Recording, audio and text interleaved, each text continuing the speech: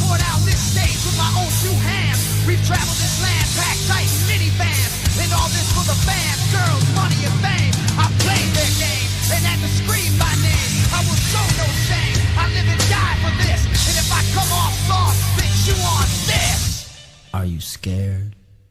Devil without a cause, and I'm back with the beaver hats and Ben Davis slacks. 30-pack of strolls, 30-pack of hoes. No Rogaine in the propane flows. The chosen one, I'm the living proof with the gift of gab from the city of truth. I jabbed and stabbed and knocked critics back, and I did not stutter when I said that. I'm going platinum, selling rhymes. I went platinum 7 times, and still they're ill and wanna see us ride. I guess because only God knows why.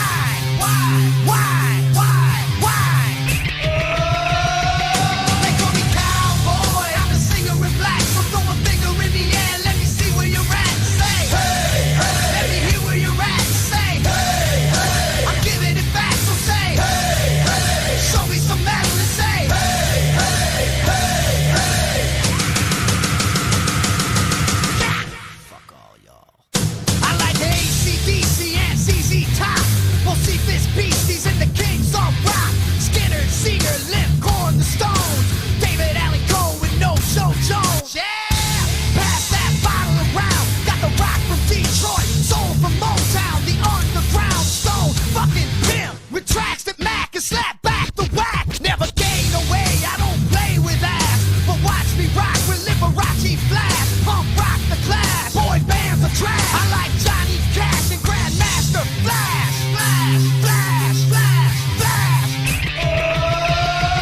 They call me cowboy, I'm a singer in black. So throw a finger in the air, let me see where you're at. Say, hey, hey. Let me hear where you're at. Say, hey, hey. I'm giving it back, so say, hey, hey. Show me some metal and say, hey, hey, hey, hey.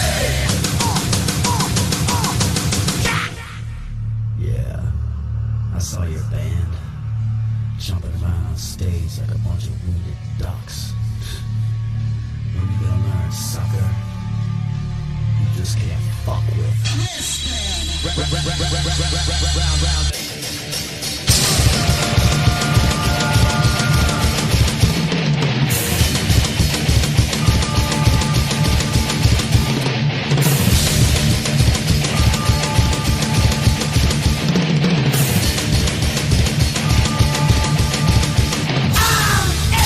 American badass, watch me kick. You can roll with rock or you can suck my dick. I'm a porno flick, I'm like Amazing Grace. I'm gonna fuck some hoes after I rock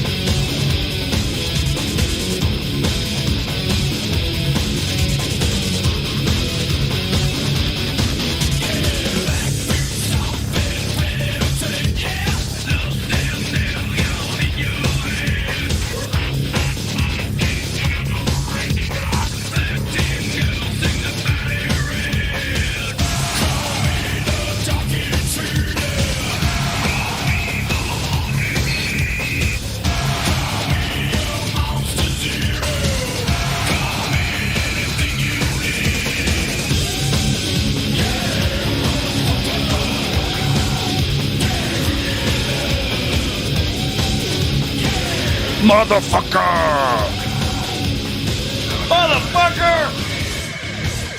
Motherfucker corn dog.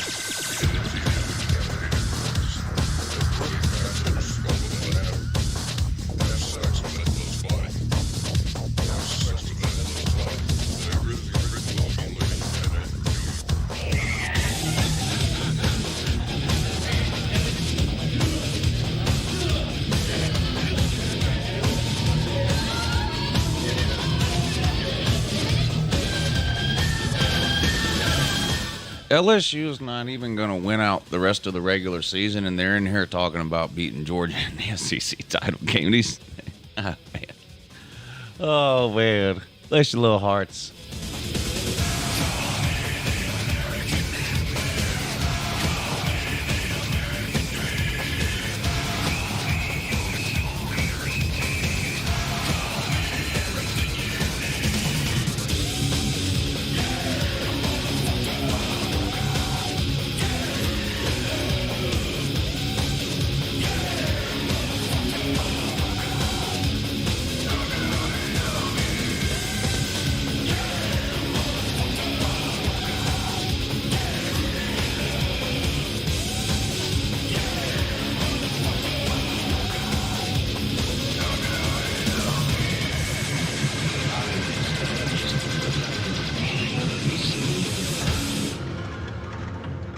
Yeah, good morning. It's Uncle Lou here. Yep, that's right. It's me, Uncle Lou, live on LouTube for you. Thanks for watching. Really appreciate it. Also, and two.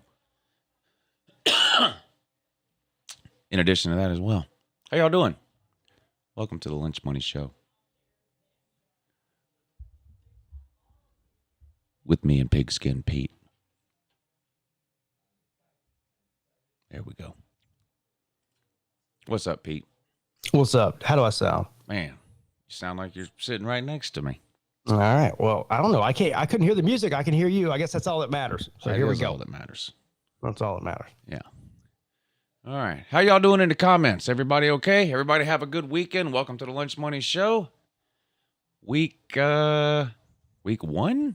No, that can't be right. I left the 1 off. I wish it was week 1. Yeah, but I wish we had 4 more months of college football. It'd be great. Back to the future. But we don't. Well, we don't. Coming up on the end. What is it? 3 weeks left in the regular season? That's right. That's it. Damn, it goes by so quick. I was about to say, man, this season flew by. Yeah. Damn. It sucks. Yeah. For people like us. Well, for me, I've got over 2 months to go. Well, yeah, I don't have that long. No. Yeah, I'm on borrowed time, bro. Yeah, I don't know. When is the Cheez-It Bowl this year? Yeah, I don't know. Probably it's in the middle of December sometime. No, y'all will be in a, if y'all don't make the playoffs, you'll be the ACC team in a New Year's Six. You'll be playing on New Year's. It won't be the Cheez-It Bowl. Yeah. More than likely, Clemson will end up in the Orange Bowl. Yeah. And play. Where does the other conference feed that from? So typically it's the Big Ten. Big Ten. Okay. So it won't be, let's say Ohio State wins the Big Ten, Michigan goes to the Rose Bowl, you'd get the, Illinois?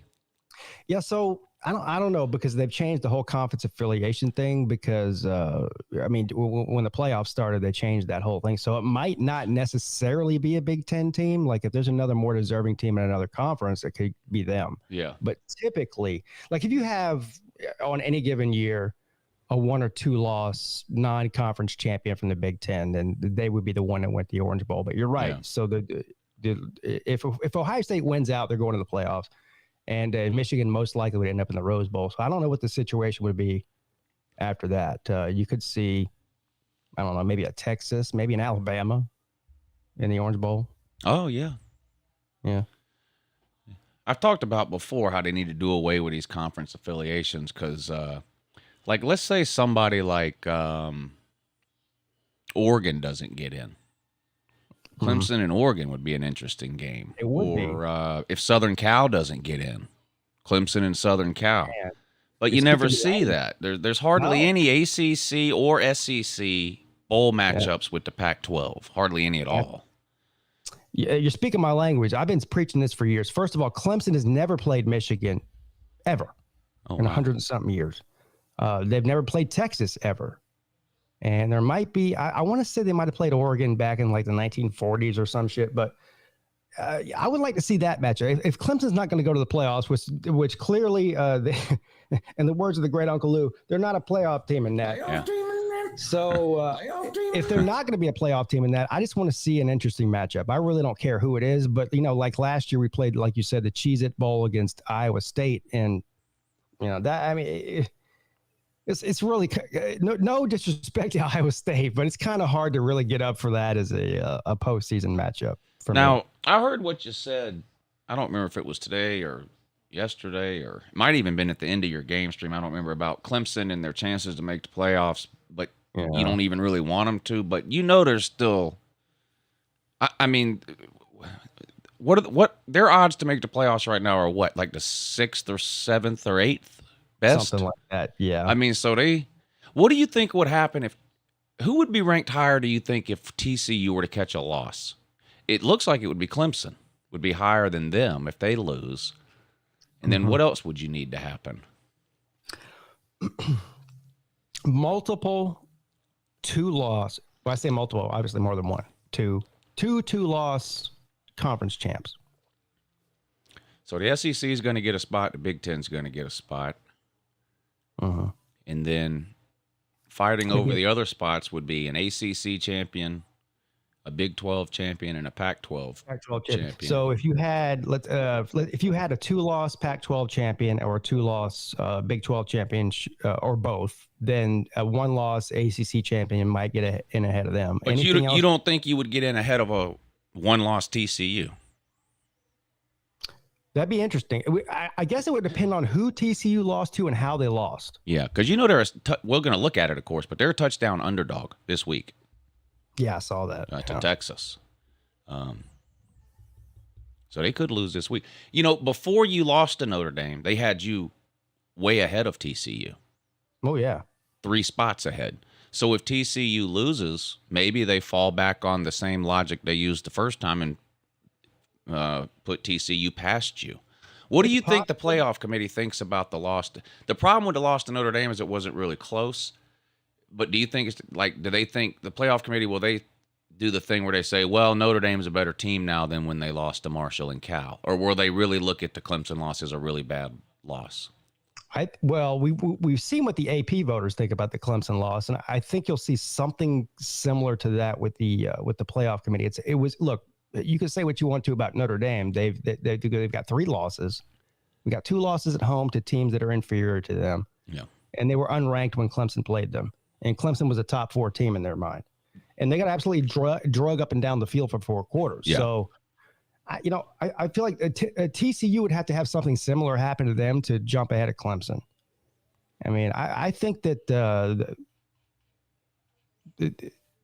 I think the perception of Clemson following the Notre Dame game is what the perception of Clemson outside of Clemson has been for the entire season, is that they have been living on borrowed time. Yeah. And they finally got what a lot of people thought was coming to them. Well, again, that's sort of the same situation with TCU, though. Yeah. A lot of people talk about TCU that same way. Well, they're losing in the second half of every game. The Big 12 ain't no good. They only beat Kansas State because they were down to their 3rd-string quarterback. So people kind of feel that way about TCU. I think that would be a great game, Clemson and TCU. That quarterback for TCU is really good, Max Duggan. Yeah. Now, their defense is not very good. So Clemson might actually be able to move the ball a little there. But I think that would be a good game. But if it somehow came down to Clemson and TCU with the same record and both had a conference title, that would be a tough decision. Like sitting here right now, I don't even know who I think would deserve that 4 spot. But I guess you're right. We got to wait and see. If TCU loses a game, who's it to? How bad of a loss is it? What's the score? All that kind of thing. Because it's kind of hard to distinguish between those two right now coming down, if it came down to those two for the 4 spot. Yeah. I think Clemson should win out. Ironically, probably the biggest threat to Clemson to lose again this season is going to be South Carolina. That game's in Death Valley, though. Yeah. Well, what about North Carolina at the end? I guess that's possible. I still find it hard to believe, even after the drubbing I just saw Clemson take to Notre Dame, I still find it hard to believe that they would lose to North Carolina. Yeah. I think that might have been a little bit of an outlier for Clemson. I mean, look, they deserve all the criticism they got and all that. They're not a national championship caliber team, but yeah. Well, I still think they're still the best team in the ACC. Let me ask you this, because we're talking all this about what if Clemson finishes 12 and 1 ACC title. How high can North Carolina get if they were to beat you and finish 12 and 1? Is there any chance they would get in? Wow. You know what? That's a great question. I haven't really thought about it because I just don't think it's going to happen. You know, they're going to have a similar resume to Clemson because you're both in the ACC. You both played Notre Dame in the non-con. Yeah.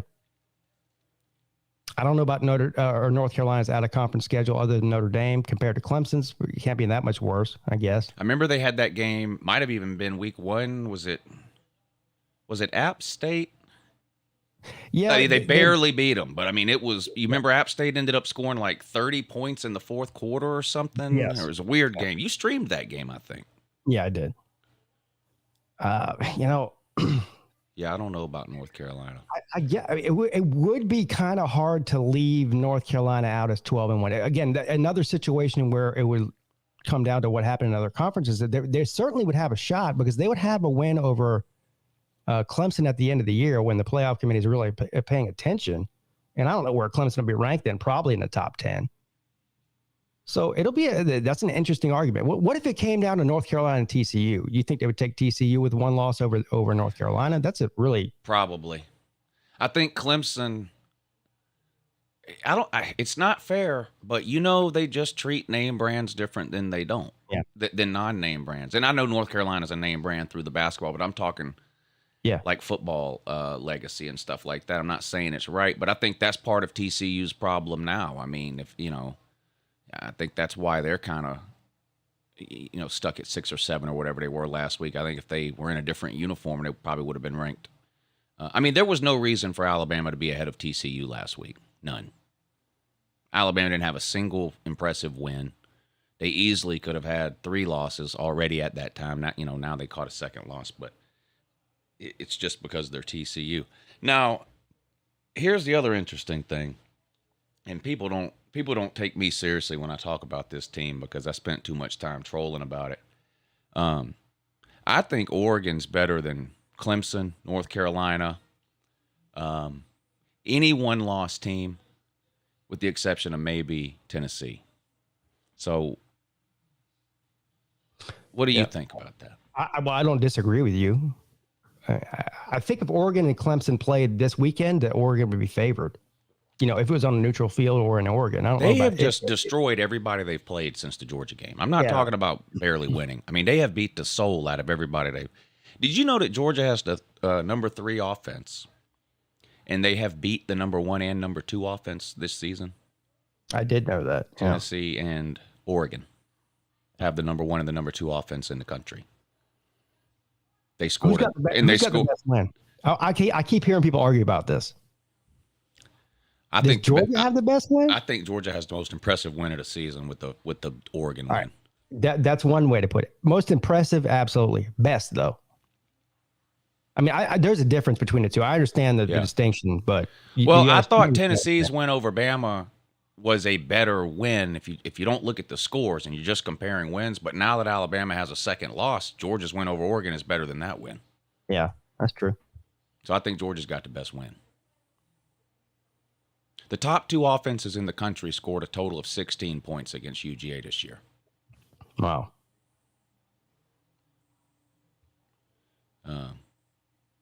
How big of a favorite is Georgia going to be over LSU? 20? 17? Yeah, somewhere in the 14 to 17 range. Yeah. What a lopsided game that's going to be. Type about it. Voltard Wrangler, thank you for the super chat tonight at the start of the show. He says, but, woo, UJ's defense hasn't seen anything like Tennessee's offense. They can't stop us. Woo. Co-dogs, baby. Woo. Thank you, Voltard Wrangler. And K-Dog, KC, thank you, buddy. He said Clemson ruining Georgia's bye week in the playoffs. What? Oh, he's talking about wanting to play Clemson in the first round. Well, everyone wants to play Clemson in the first round, and they should. But first of all, it's not going to happen. This is a betting show. I'd be willing to bet that Clemson does not make the playoffs. I mean, there's all kinds of fun scenarios to talk about as far as them making it. Like you mentioned at the top of the show, I don't want to see them in there. Yeah. I just don't. I mean, I'd rather them go and have a legitimate chance to win a New Year's Six bowl game and make that exciting than go get blown out by whoever they play in the first round of the playoffs. I'm really over it at this point. What do you think they're going to do quarterback-wise? Does Dabo do a Monday press conference? Georgia does. I don't know if Clemson does that every week or not. I'm sure he would have been asked about it today. But what have you heard about any of that? The same thing I've heard all year. DJ's our guy. Cade, we want to get him more reps. But, yeah, DJ's our guy.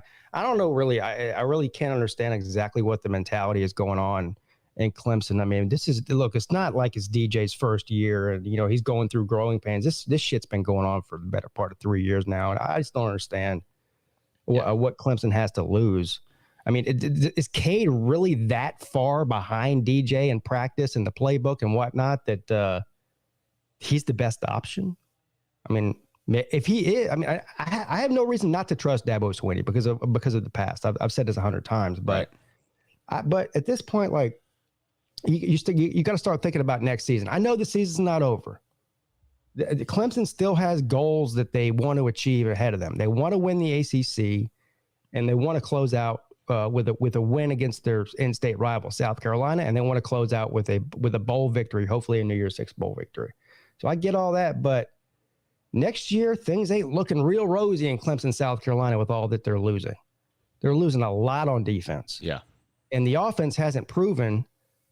I mean, the excuse last year for the offense was it's a bunch of young guys, inexperienced. They'll grow into their own. Well, they've shown flashes here and there this season that they're somewhat competent, but most teams by this time of the year, if you're not improving, then you're stuck in a hole. And so where does that leave us going into next year? I would like to see more Cade this year. I think the DJ experiment is over, and I think the reason that Dabo is reluctant to pull the trigger on benching DJ for good is because he knows he'll be out the door. But I think he's going to be out the door anyway. Yeah. So let's go ahead and move on with the deal. I feel like I've been pretty fair with Dabo. Like, I've criticized him when I thought he deserved it, like some of his media remarks about poor, pitiful Clemson. But then I've always been on his side with the quarterback thing because, like you said, he's earned that with the Kelly Bryant, Trevor Lawrence thing. That wasn't easy. He made the right decision. I have a big problem with putting Cade Klubnik in the game down 3 touchdowns. He throws an interception and you yank him out and put DJ back in it. To me, once you decide to put Cade in that game, Cade plays the rest of the game. That's what I think. Exactly. And, I had this same problem with Georgia when they would rotate Justin Fields in, and I don't like that. Give a guy a couple of series. Now, I know he made a boneheaded freshman mistake, but, this just in, freshmen make freshman mistakes. And it's not like that INT cost Clemson the game. The game was over. Clemson wasn't coming back and winning that game. So what does that do for Cade and his confidence? You put him in for one series, he throws a pick, you put him right back on the bench. I mean, and I hear what you're saying where Dabo was like, well, we're just trying to get him in the game, son. Well, last time he put Cade in, he finished the game. Well, exactly. This time he goes in, he makes one mistake, they yank him out. I don't like that. I think once you decide to make the change, you got to ride it out for the remainder of the game. Absolutely. And it wasn't an ideal situation for him. They threw him down there in the red zone in a crucial part of the game. Yeah. If you're going to put him in, they should have put him in at halftime and let him start. Clemson received the ball first in the second half. Let him sustain a drive, get comfortable for, the half of the field before he goes down in the red zone. They put him down and threw him to the wolves. And then, like you said, just took him right back out. And then DJ comes in and does the same thing. Throws a pick six, yeah. Yeah, so it's like, that wasn't good for DJ. It wasn't good for Cade. It wasn't good for the confidence of the offense as a whole, who was already struggling. And there's a whole nother dynamic to this game that people aren't talking about, and that's the defense. And the defense, Notre Dame is a one-dimensional football. Pine, whatever his name is, the quarterback for Notre Dame, threw for a grand total of 80 yards in a game. They ran it down Clemson's throat, quite literally. It was at least 30 runs right up the middle, and Clemson had no answer for it. And that's what really disturbed me. Now, was it Clemson's defense fault that they lost the game? No, because they had no help whatsoever from the offense. Right. And there was 2 touchdowns scored in that game that were not given up by the defense. So the defense really only gave up 21 points in the game. But they couldn't stop the run. They knew Notre Dame was going to run on virtually every down and couldn't do anything about it. And that right there. That was the worst I've seen Clemson play in a long, long time. Long time. They played in a long time. That's like I said, they got blown out by Ohio State in the playoffs a couple of years ago. They got blown out by LSU in the national championship a couple of years ago. Outside of that, I mean, you have to go back a long time to find a scenario where Clemson looked completely inept and outplayed. Yeah. By their opponent. And those other 2 teams were top 4 elite level playoff teams. I don't care what anybody thinks about Notre Dame and how much better they might be today than they were a month ago. They're not a top 4 or 5 team. So no, that was a bad performance by Clemson. But what are they going to do about it? That's what I want to know. Yeah. I know the coordinator things are another hot topic there because 2 first-year coordinators, both promoted from within, right? Yeah, Wes Goodwin was Venable's right-hand man for 4 or 5 years. Streeter's been on the staff in one way or another for 5 or 6 years. I've heard what you said, too, about wanting to go outside the program for an OC, not just for the hell of it, but fresh set of eyes, new ideas, maybe kind of just turn the offense on its head. You know, we've seen teams do that. Kirby has always promoted from within defensively, but every offensive coordinator we've lost, he's gone out and got somebody from the outside, you know. I don't have any problem from promoting from within. I mean, it seems like a natural thing that most teams do, but this thing with Clemson is getting out of hand now. It's like 50% of the staff is former Clemson players. You're hiring two coordinators in the same year that have never been coordinators before. You're hiring a running back coach who's never coached before, and CJ Spiller. Yeah, and you know, I know we joke about the nepotism with the Venables boys and the Sweeney boys on the team, and that's spilling over to the coaching staff.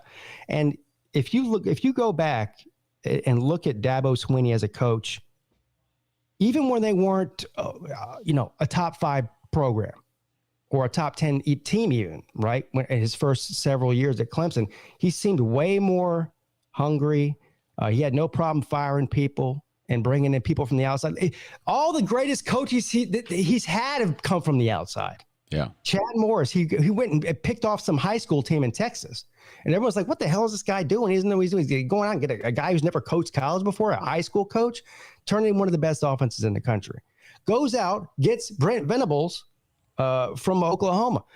Those 2 coordinators in themselves, Chad Morris and Brent Venables, probably the 2 best coordinator hires that he's had since he's been at Clemson that led to what's been happening over the past 5 or 6 years. So he got comfortable with winning, and now it's just, well, this guy was on staff when we were winning. I know he's never had an experience before, but he's a good guy. I like him. You know, he's my friend, and let's go ahead and promote him. Like, no, literally, they didn't even interview anybody from the outside for these 2 coordinator positions. Not even an interview. Yeah. That's the issue that I have. And you won't see a change either right now, I don't think. No matter what happens for the remainder of this season, Dabo Swinney's going to dig his heels in. And he's going to say, yeah, Streeter's not the problem. Grisham's not the problem. Spiller's not the problem. Goodwin's not the problem. You know, we got to execute better, and whatever other coach speak bullshit he's going to say. But they missed a big, big opportunity because Clemson coming into this season, I don't care what happened last year. I know they had a 10-win season and it looked terrible on offense. They had a prime chance to go out there and pick their coordinator this season, and they just didn't. And I don't know if you can have that option following this season. It seems like Clemson could go 11-1 this year, and it would be more disappointing than when they went 10-2 last year. Like, even though the record is better, because I just feel like people thought this was another one of those years for Clemson. DJ year 2, top 5 defense returning with all those NFL guys in the front 7, Will Shipley at running back. Whereas last year, I mean, Clemson's expectations were always high because they had made the playoffs so many times in a row. But, first-year starter at quarterback. Defense was kind of young last year. You had unknowns at running back and wide receiver last year. I feel like 11-1 would be more disappointing this year than 10-2 was last year.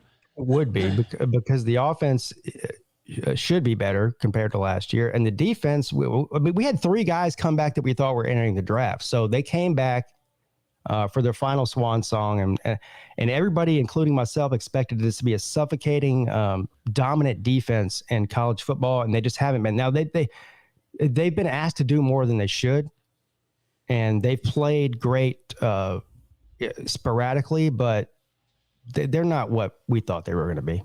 Right. Well, so who does Clemson have left? I know they got South Carolina, but who are the other 2? We got Louisville this week. All Clemson's final 3 games are at home. So they got Louisville this week. They've got Miami the week after, and then they've got South Carolina to end the season. Well, you're definitely beating Miami. So, and you'll be at that game, right, with a big group of folks, won't you? Yeah, man. Going with a bunch of Miami and Clemson people. It's going to be a good time. Yeah, and that's at Clemson. In Clemson. Yeah, all the games are in Clemson. Yeah. Who all's going? Slim going? Slim's going. Slim's uncle and aunt, I think, are going. Oh, wow. Where do they live? You know what? I have no idea. Okay. Slim did tell me he's like, I'm bringing my uncle and my aunt. I was like, okay. And he said, yeah, they're the reason I'm a Miami fan.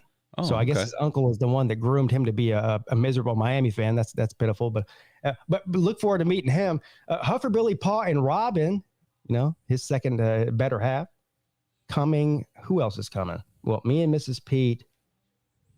I feel like I'm missing somebody.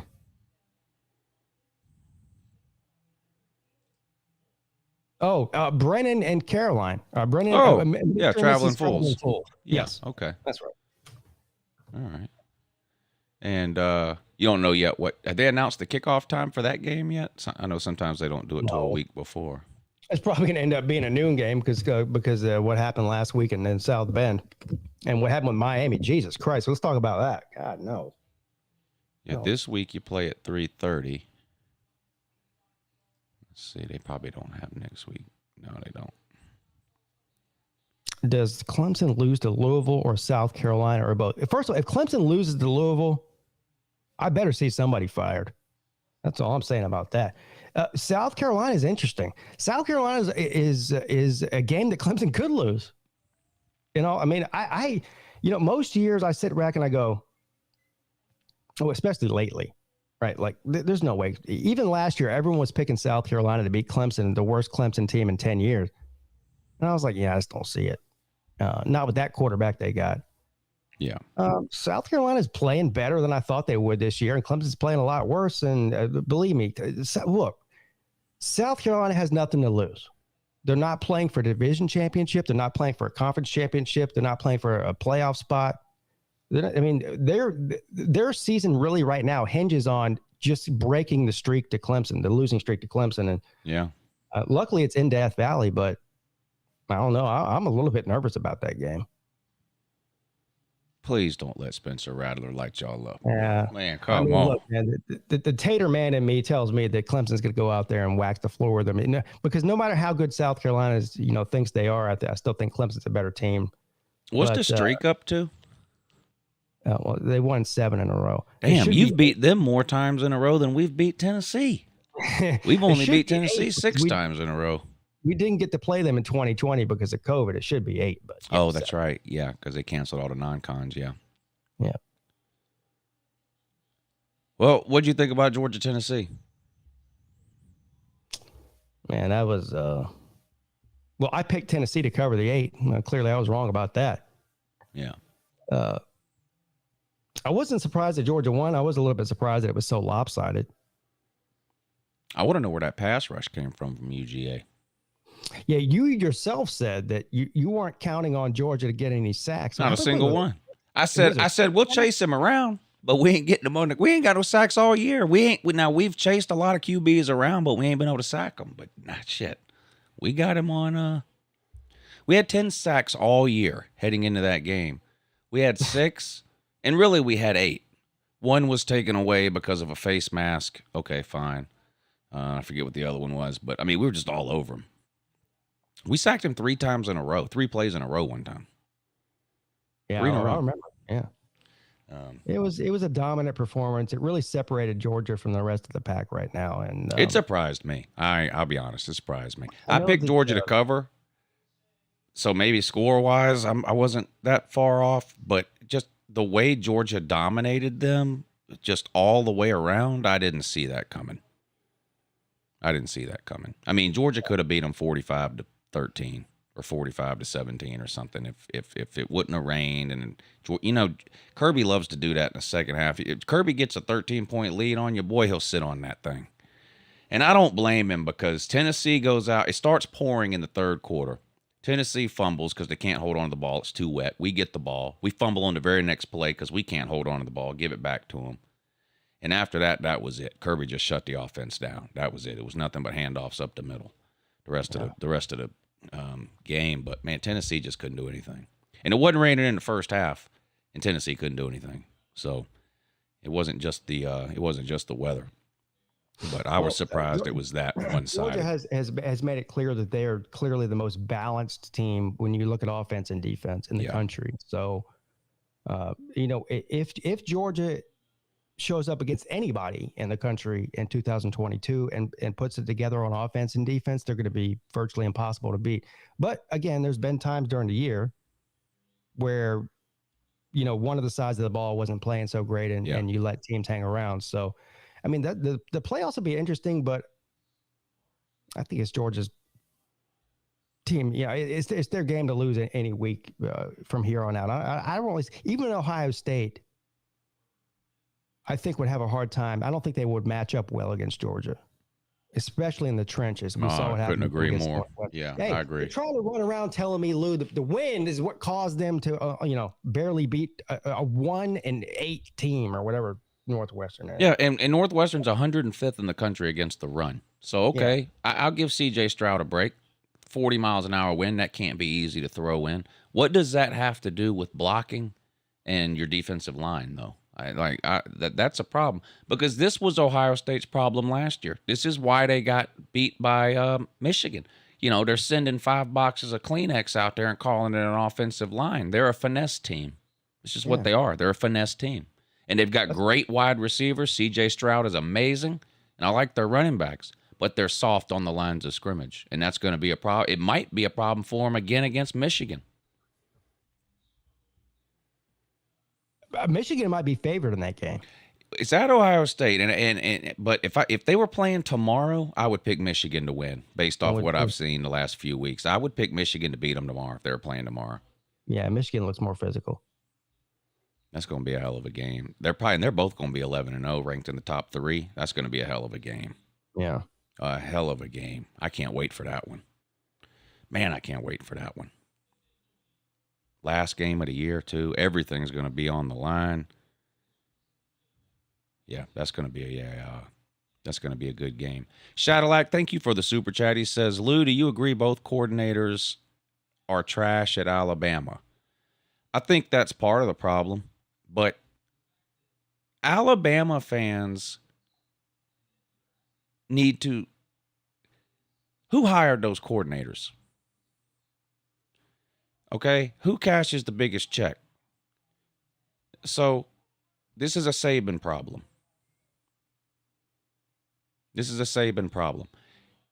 Y'all were saying the same things about your coordinators last year. Bill O'Brien is terrible. Pete Golding is terrible.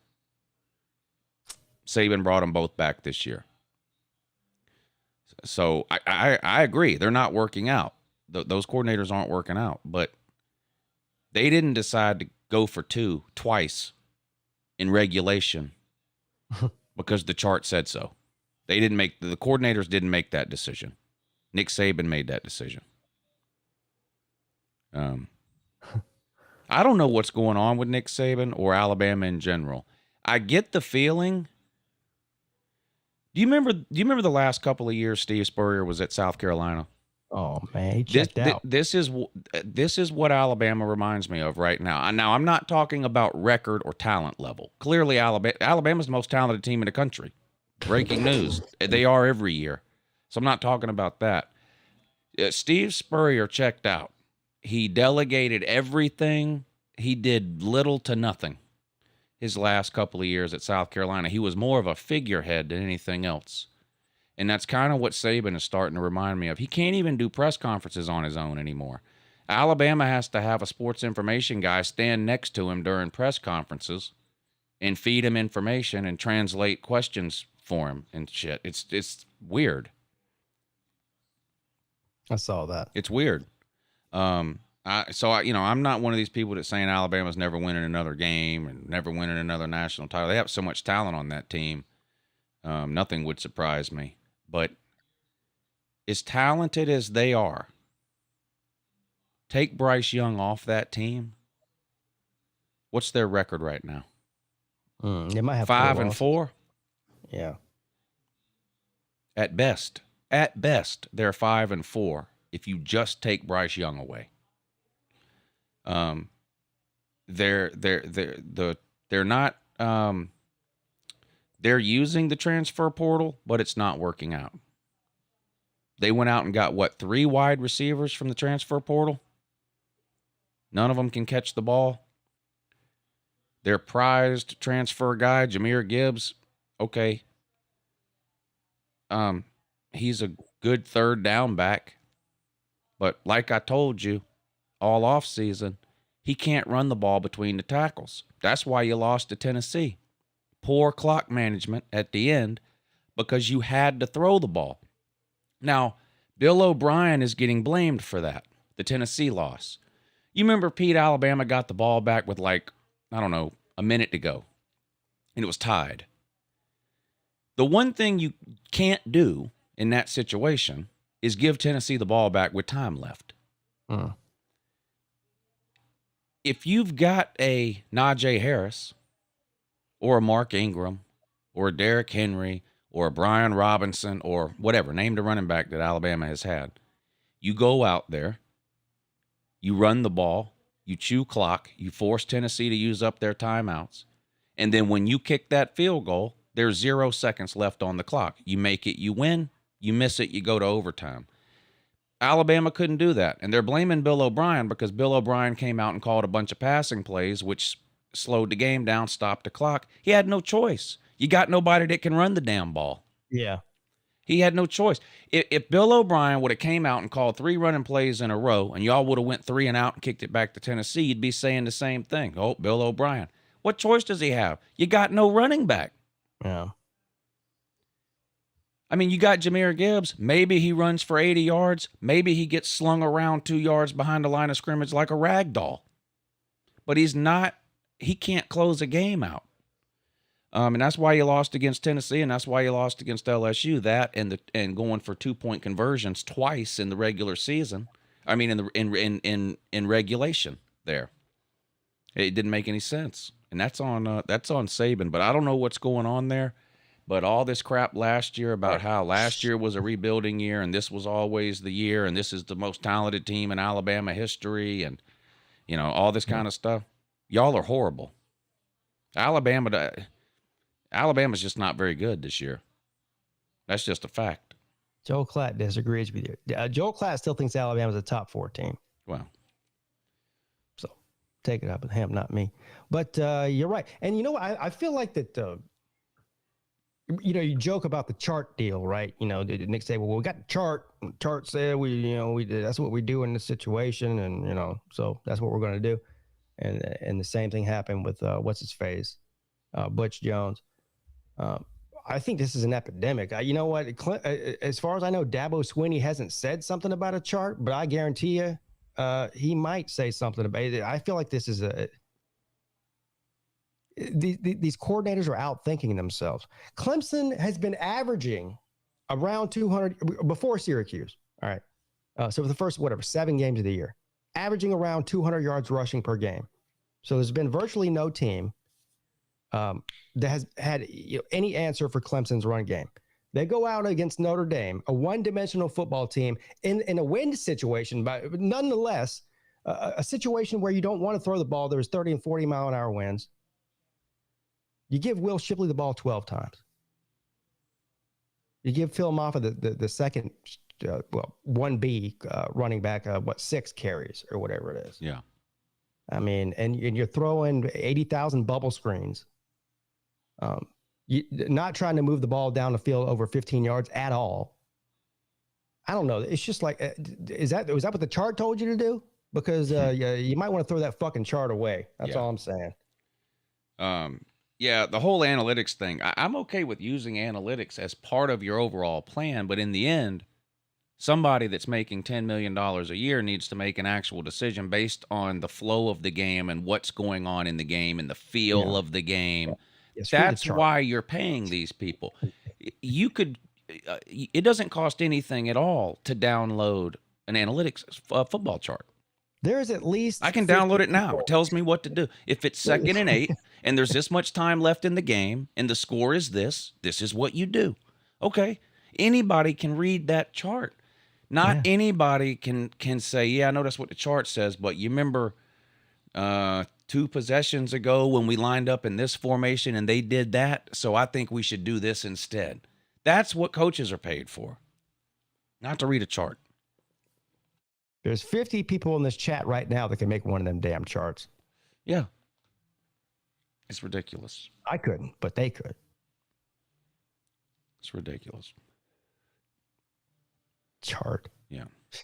So, I don't know what's going on with Alabama, but it feels to me like it's running out of juice there. Next couple of years. I don't know. Chance, thank you for the super chat. He says, Lou, thanks for correcting me earlier today and never again using Bleacher Report for bowl records. Well, I don't know what you were looking at, but Ohio State is not 0-9 against the SEC or whatever you were. I mean, they're horrible against the SEC, but they're not 0-9. They're 2-11. And people say bowl record 2-11 is postseason. They're 2-11 in the postseason against the SEC. So whether that was a bowl game 40 years ago or a playoff game 5 years ago or an BCS national title game or whatever the case, they're 2-11 in the postseason, 5-12 overall against the SEC. Voltard Wrangler, thank you for the super chat. He says, hey, Lou, remember most of the offseason when the Gumps were saying their defense this year was going to outdo UGA's from last year? I remember a lot of stuff the Gumps said. And to be honest with you, they weren't crazy for saying that kind of stuff because they do have the most talented team in the country. They do have the returning Heisman winner at quarterback. They do have the greatest head coach of all time. But here's the thing about that. Okay, who's the greatest quarterback of all time in the NFL, Pete? Well, Tom Brady. Is he the greatest quarterback today? No. That's okay. So just because Nick Saban is the GOAT doesn't mean he's the greatest coach today. There is a point where the GOAT is not currently the best. And we're at that point right now with Nick Saban. Alabama doesn't have the best program in the country. Alabama doesn't have the best team in the country. Alabama doesn't have the best head coach in the country. Not right now. He's the greatest of all time. And I think I'll die with Nick Saban being the greatest coach of all time. I don't see anybody repeating what he did. 6 titles in 12 years or whatever. I don't see anybody doing that. Not Georgia, not Ohio State, not Clemson, not Texas, Southern Cal, whatever team you want. I don't see anybody ever winning 6 titles. It never happened before, and I don't see it ever happening again. It happened in modern football. I mean, I think it's getting even harder and harder to be at the top for 4, 5, 6. And what did it be? Over a decade, Alabama. Yeah. with the way things are changing with the NIL and the conference realignment, just the sport is changing so much that, I mean, people have been clamoring for this, right? They've been clamoring for, not the same 4 or 5 teams in the mix every year. And they're really, I think we're on the way to seeing that. So you're right. I think the chances of anybody doing what Saban's done at Alabama in our lifetime is very slim. Lou, Kirby ain't got nothing on Brian Kelly. Well, he's got a 2-0 record against Brian Kelly. That's what he has against Brian Kelly. Well, Brian Kelly's been a head coach for a lot longer than Kirby has. And done a lot less. Right. Well, yeah. A lot less. So this is the Michigan mentality, right? Michigan says we got the most wins at all time. Yeah, okay. How many of those wins were you alive for? How many national championships, unless you're 40 years old, have you seen Michigan win? No. So same sort of thing. Yeah. What else? Talked about Bama, Clemson, Tennessee losing. What has happened to Oklahoma State? Well, did their quarterback go down? He didn't play this week, but he played last week when they lost 49-0. Huh. But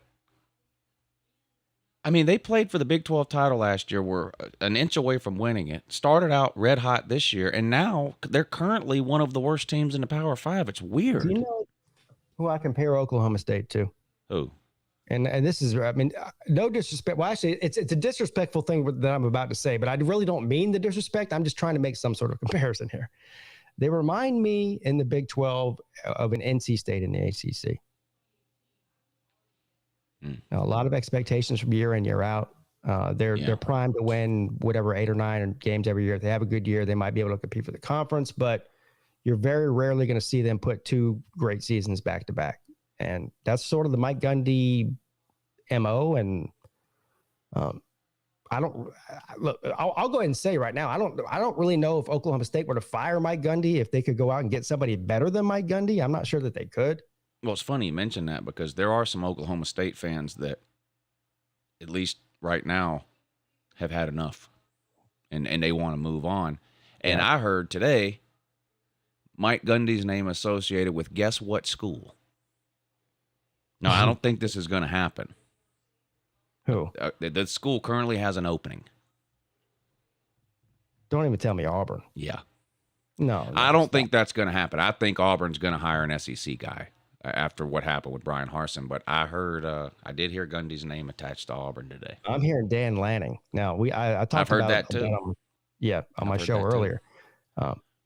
It's hard. It's really kind of hard for me to wrap my head around why. I know.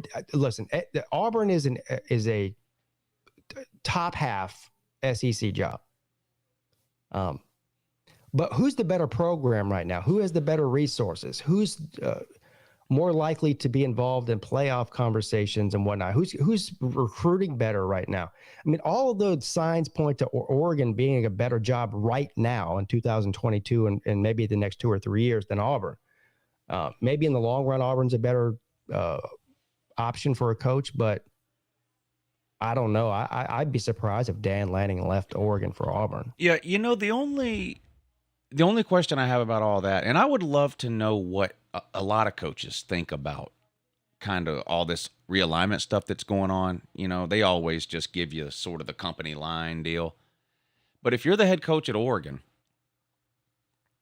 and you're watching Southern Cal and UCLA leave for the Big Ten, and at least so far we haven't seen the Pac-12 do anything to, I mean, they haven't added anyone. I don't know if they will or they won't.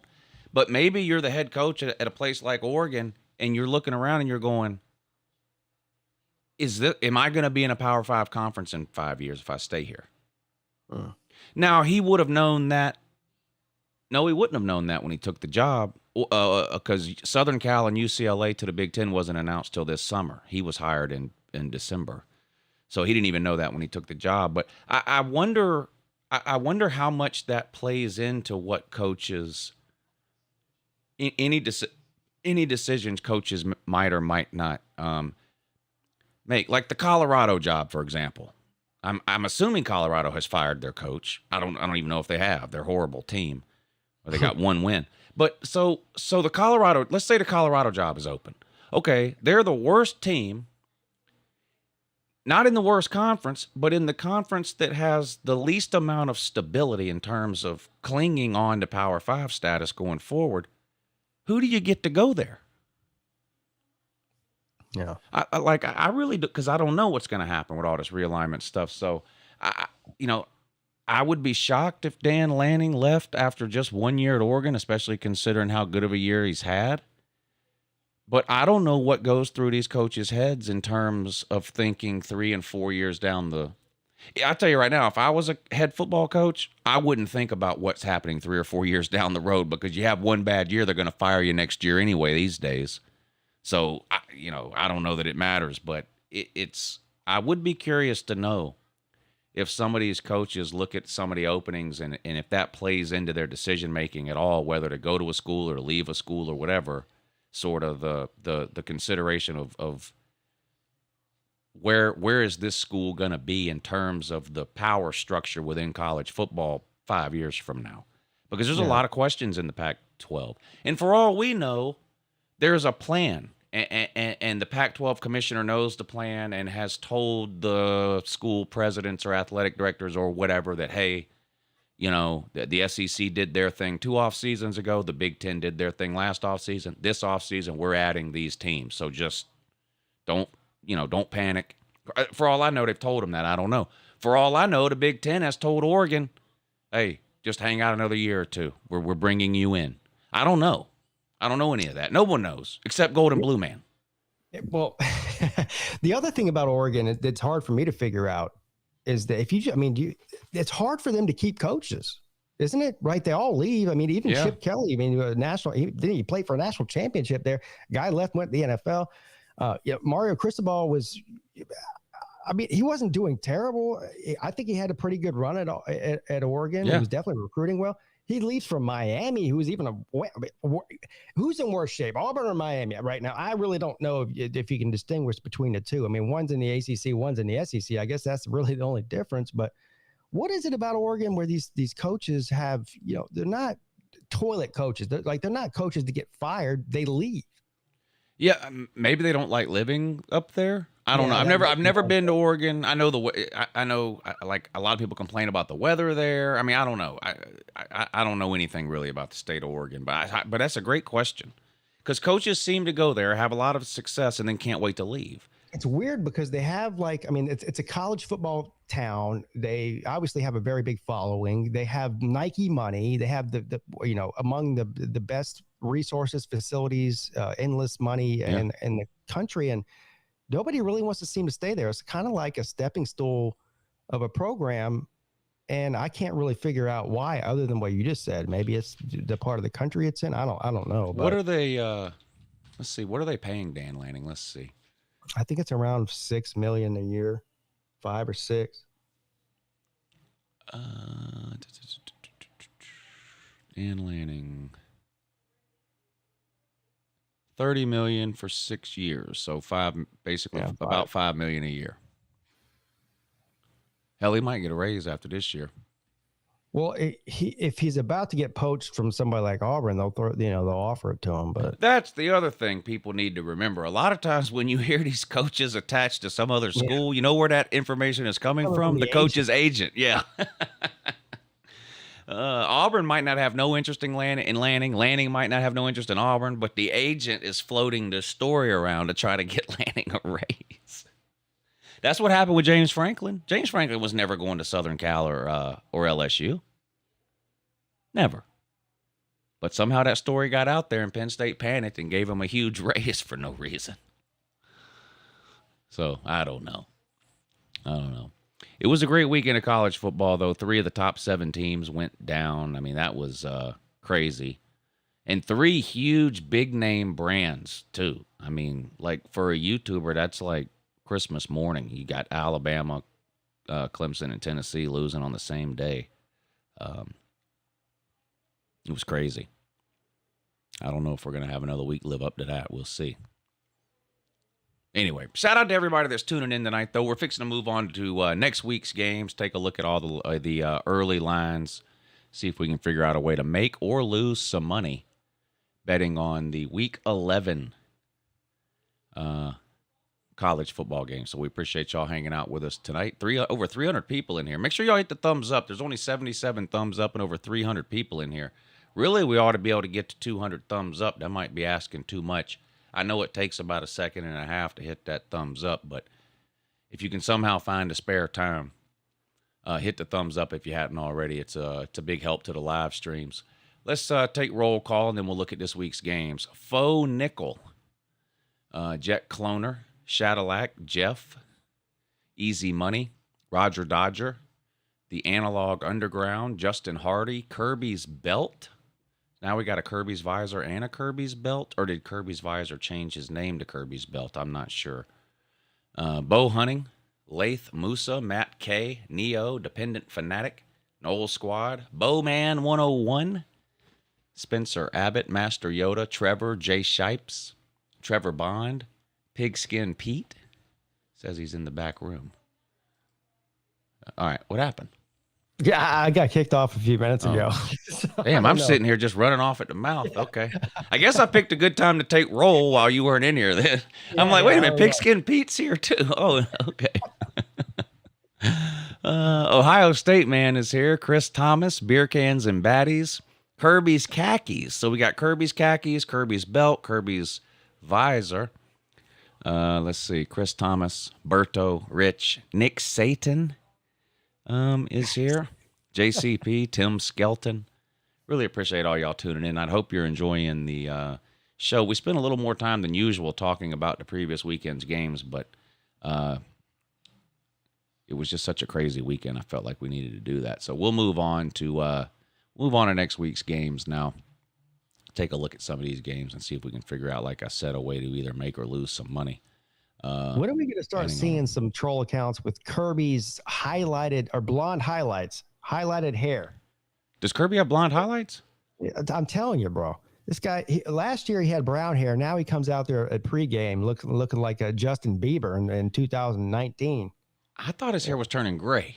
Are you sure? All right, that thing. I'm gonna have to pay attention next time. She is an expert. Ask Battle Angel. She'll know. I mean, she knows all about hair. This guy's definitely getting something done. Now, Mrs. Pete, she went like one step too far. She said that she thinks he's got hair plugs. I said, no, I don't think he ever was going bald. I never saw that. But the guy's definitely getting his hair dyed. No doubt about it. Speaking of that, I'm not the world's biggest NFL fan here. Hold on, let me find this. Let me see if I can find a picture of this guy. I want to know what type Kirby of frosted tips. That's a good one. This guy. What has happened to this guy? That doesn't even look like Tom Brady. Hey, Now, he's done dyed his hair jet black. He's got so much work done.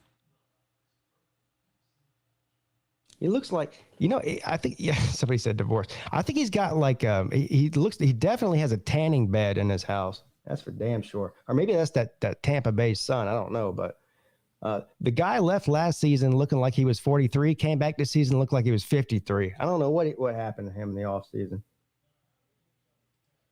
Yeah.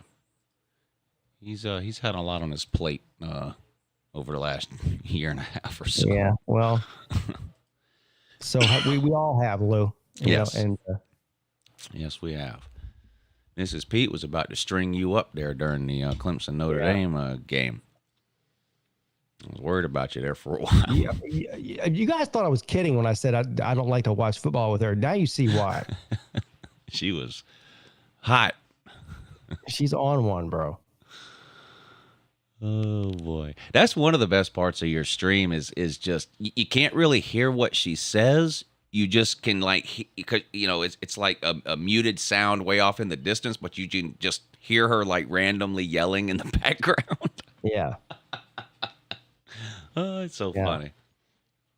All right, let's take a look at these games. Not fucking around. Maction on Tuesday? I ain't got no interest in it. Wednesday, same thing. Thursday.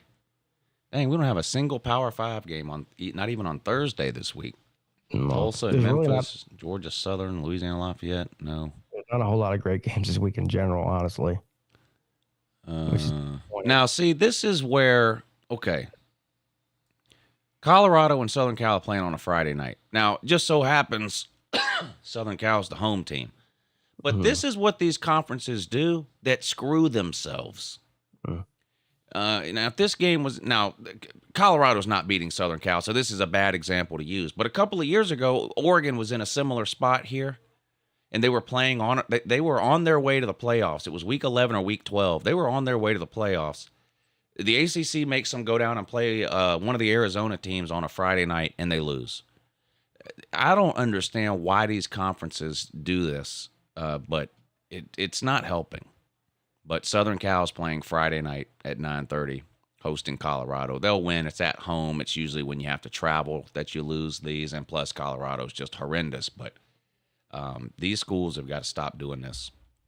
It just, I mean, Southern Cal technically has a shot at the playoffs still. You know, what if instead of Colorado, this was Oregon State and Southern Cal had to go there? You know what I mean? These are the games that you see these teams lose all the time during the week. I don't understand that. Yeah, tell me about it. I don't know. I'm not going to bet this game. Southern Cal will win, though, but I don't know, 34. Caleb Williams has been playing good. I feel like his name kind of dropped out of the Heisman talk for a while, but if you look up the numbers, it's pretty comparable to what's going on with the other guys, and he's had a couple of good games in a row. I don't know. And he's going to have a chance to impress people, too, because they play UCLA and Notre Dame in back-to-back weeks. They play this Colorado game, but then their last two games are UCLA and Notre Dame. Those will be two good games. You think Notre Dame can beat them? Well, for the Clemson people out there that think that Clemson can still backdoor their way in the playoffs, they're Notre Dame fans. Again, you need Notre Dame to win out. No, and that's not me, but where's that game at? Colorado. The Notre Dame Southern Cal game. Let me. I'll check. I'm not sure it really matters, but it matters. I would be inclined to take the home team advantage. I mean, obviously Southern Cal is going to be favored in the game. I mean, Notre Dame doesn't they can't pass the ball, so. Let's see. Notre Dame at Southern Cal, November 26th. So Thanksgiving weekend. Yeah. So give me Southern Cal on that. But as far as this game goes, 34 points is a lot. I know it's a Friday night. This game might be 66-7. Colorado's awful. Yeah. I'm with you. I wouldn't bet it either. 34 points is a lot for anybody, but I do think that Southern Cal will cover in this. Colorado's that bad. All right, Missouri on the road at Tennessee. Tennessee licking their wounds. Hendon Hooker has a Heisman problem too, and the problem is no one is paying attention to Tennessee for the rest of the year. Well, his Heisman problem is he's not going to win it. Well, yeah, he's not going to win it. He had his chance this Saturday, and you can't get a more high-profile game than that, and he shit the bed.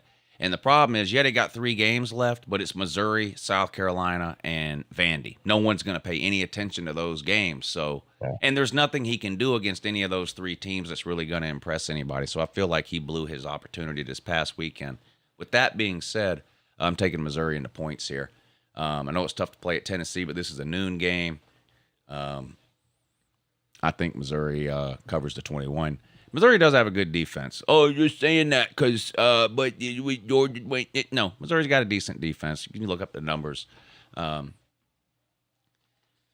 little bit of a letdown, I think, from Tennessee after that loss. Tennessee will win. It won't be close. I'm not going to bet this game. I wouldn't be. I mean, Tennessee's 40 points better than Mizzou, but I'm going to take Missouri into points in this spot. Yeah, this is a tough one. I mean, does Tennessee still have some sort of outside shot to make the playoffs? Yeah. Yeah.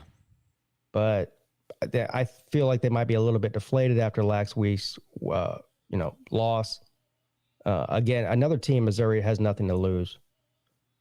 I mean, everything that in my brain tells me that Tennessee, like you just said, should win this by 35 points. But I don't trust Tennessee enough to bet money on them at -21. So I guess give me Missouri too. I don't know. I mean, I would bet on that. How does DraftKings choose these color animations they have next to the team's name? Yeah, I don't know. This doesn't have anything to do with Tennessee. These colors don't have anything to do with Mizzou. This does kind of look like Notre Dame colors. LSU is purple, okay, but Arkansas is not yellow and green. I don't know. It's just weird to me. Your screen looks different than mine because I have it pulled up on my laptop and it looks different than what you're showing on on YouTube. That's weird. That's really weird. What, like the lines are different? The colors, yeah, all the colors are different. Oh, the colors are different. Yeah. I wonder what that means. That is weird because I mean, the colors are correct on my laptop, but not on your YouTube deal. Yeah. I don't know. It's different. Everything's different. Maybe it's because, are you on? I don't know. Yeah, maybe you're on the app and I'm on the website. I don't know. Yeah, I don't know either.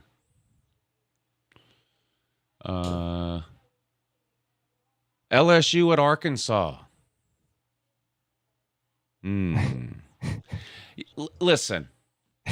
Listen to me, everybody. Okay. The SEC West is not any good. It's just a fact. LSU could 100% lose this game to Arkansas. It's not like LSU is some amazing team all of a sudden. They're not. They're a decent team.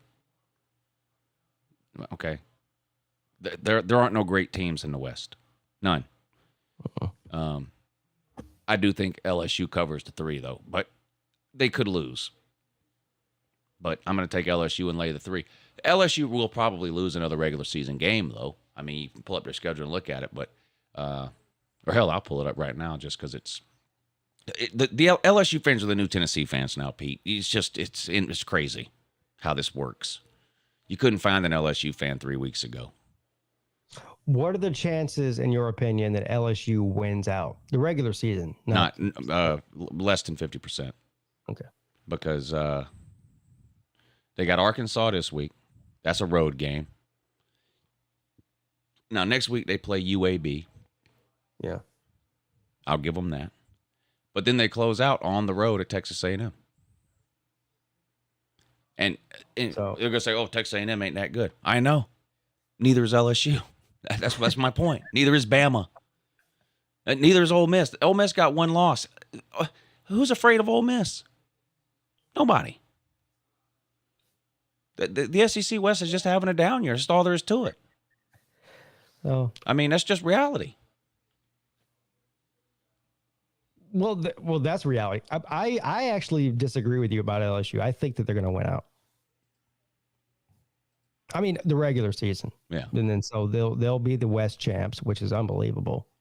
And then they'll play Georgia in the SEC championship, probably lose by a couple touchdowns, and that'll be it for them. But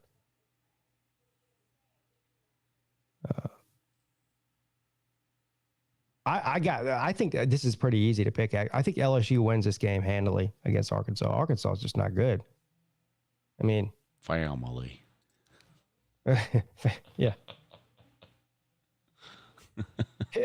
Can you imagine LSU wins the West in Brian Kelly's first year after they lose to Florida State the first game of the season? Jesus Christ.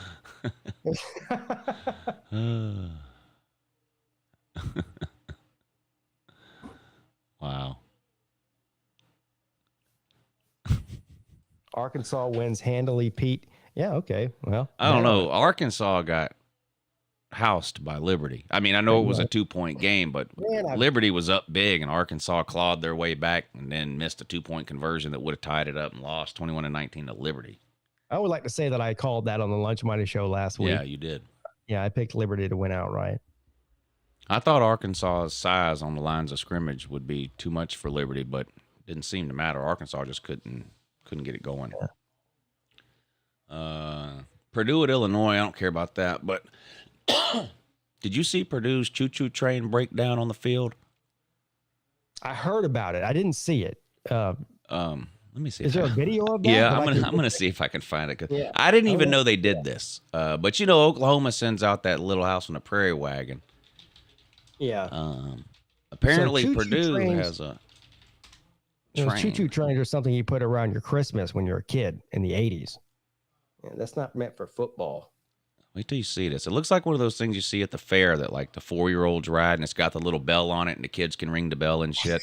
Wait till you see this. And then it takes like 40 people. It must weigh 1,000 pounds. I don't know, but it takes like 40 people to push it off the field. Look at this. I gotta see this. The Ward offense in college football. Like the signs were there before kickoff. I guess I'll find out in a minute. Here it is. It just broke down. Now they got it going again, and it breaks down again. Yeah, I ain't nothing but that's nothing but the train that couldn't. No train. You got to have more than one car for it to be a train. That thing's just a caboose, bro. Oh no, the swarm's gonna engulf it. The swarm's gonna kill the train. You can't take that out of gas. That's the train. Choo-choo train ain't got no gas in it.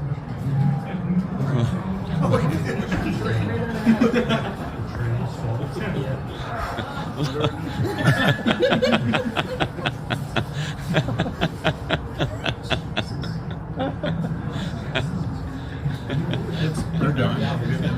They call it AAA, man. He did call AAA. Yeah. You got no insurance on that thing, I guess. Look at all these people coming out to push the train. Yeah, what is it with the Midwesterners? You got all, between Oklahoma, Purdue, you got all these people that, what's the fascination with running out, 1920s and 1800 vehicles and Here comes the covered reinforcements wagons and shit? I mean, I guess that's better than wild animals. I guess I would take some sort of 1920s caboose over Look at all these tiger people or some pushing shit. this fucking Georgia train. Tech runs a pump in the 1920s, and I've never seen the bad boy have one issue. Bad day for the home team in West Lafayette. By the way, this is the team currently leading Purdue 17. Purdue. Ah, dang.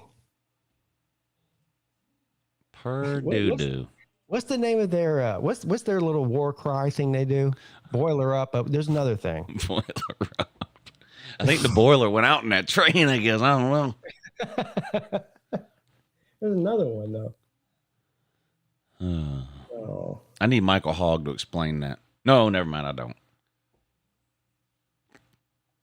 Unless he can explain it in the comment section. Well, at least when that caboose breaks down, it doesn't throw some chick 30 feet off of it, land on top of her head like the covered wagon did. Yeah. Imagine if that chick that got thrown off that covered wagon would have broke her neck and been a paraplegic. They would have had a major problem on their hands. Yeah. Luckily, she was okay. 850 Matthew, thank you for the super chat. He says, how long until the Colt uses Jimbo as a sacrifice?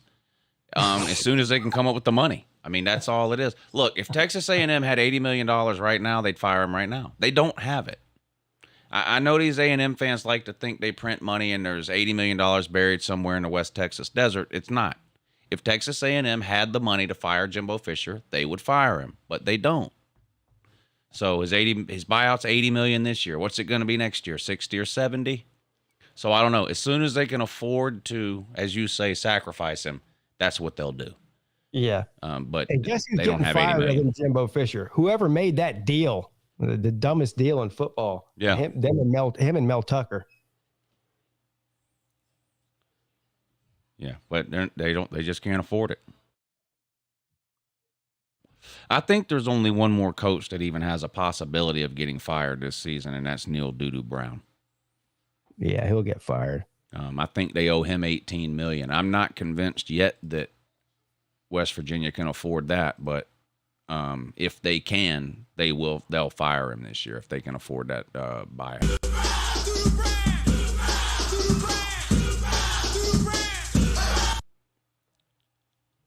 Yep. All right, back to next week's games. Yeah, I just had to talk about the Purdue train. Wow, Indiana at Ohio State. Ohio State favored by 40. I guess if it's perfect weather conditions, Ohio State could win this game by 40. If it's 70 degrees, sunny, and no wind.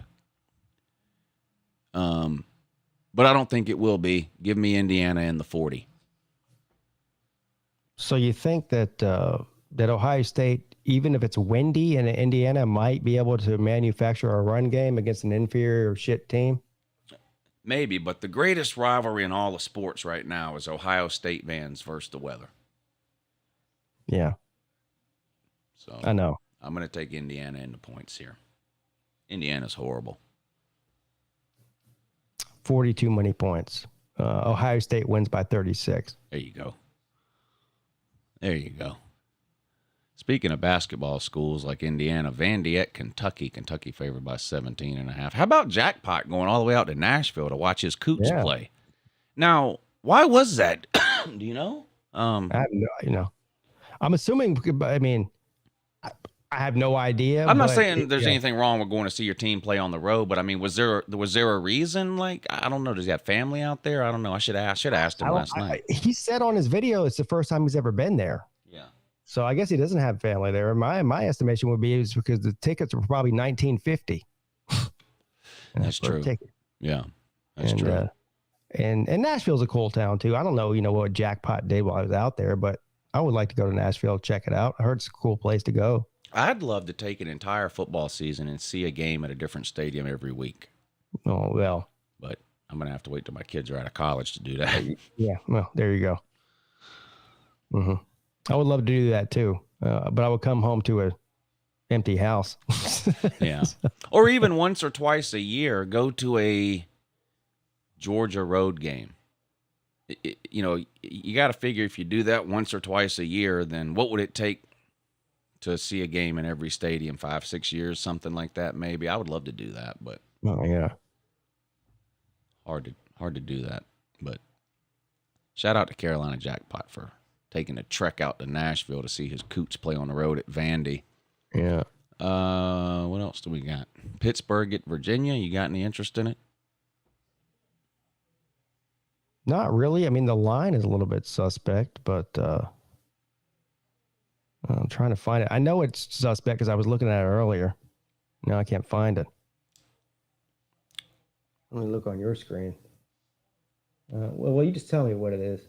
Virginia Tech is a Pitt is a 4-point favorite on the road at Virginia. Yeah, give me Pitt. Let's see. Oh, here you go. SMU at South Florida. SMU is favored, but forget that. The over-under is 72. SMU and Houston scored 150 points last week. I know, I saw that.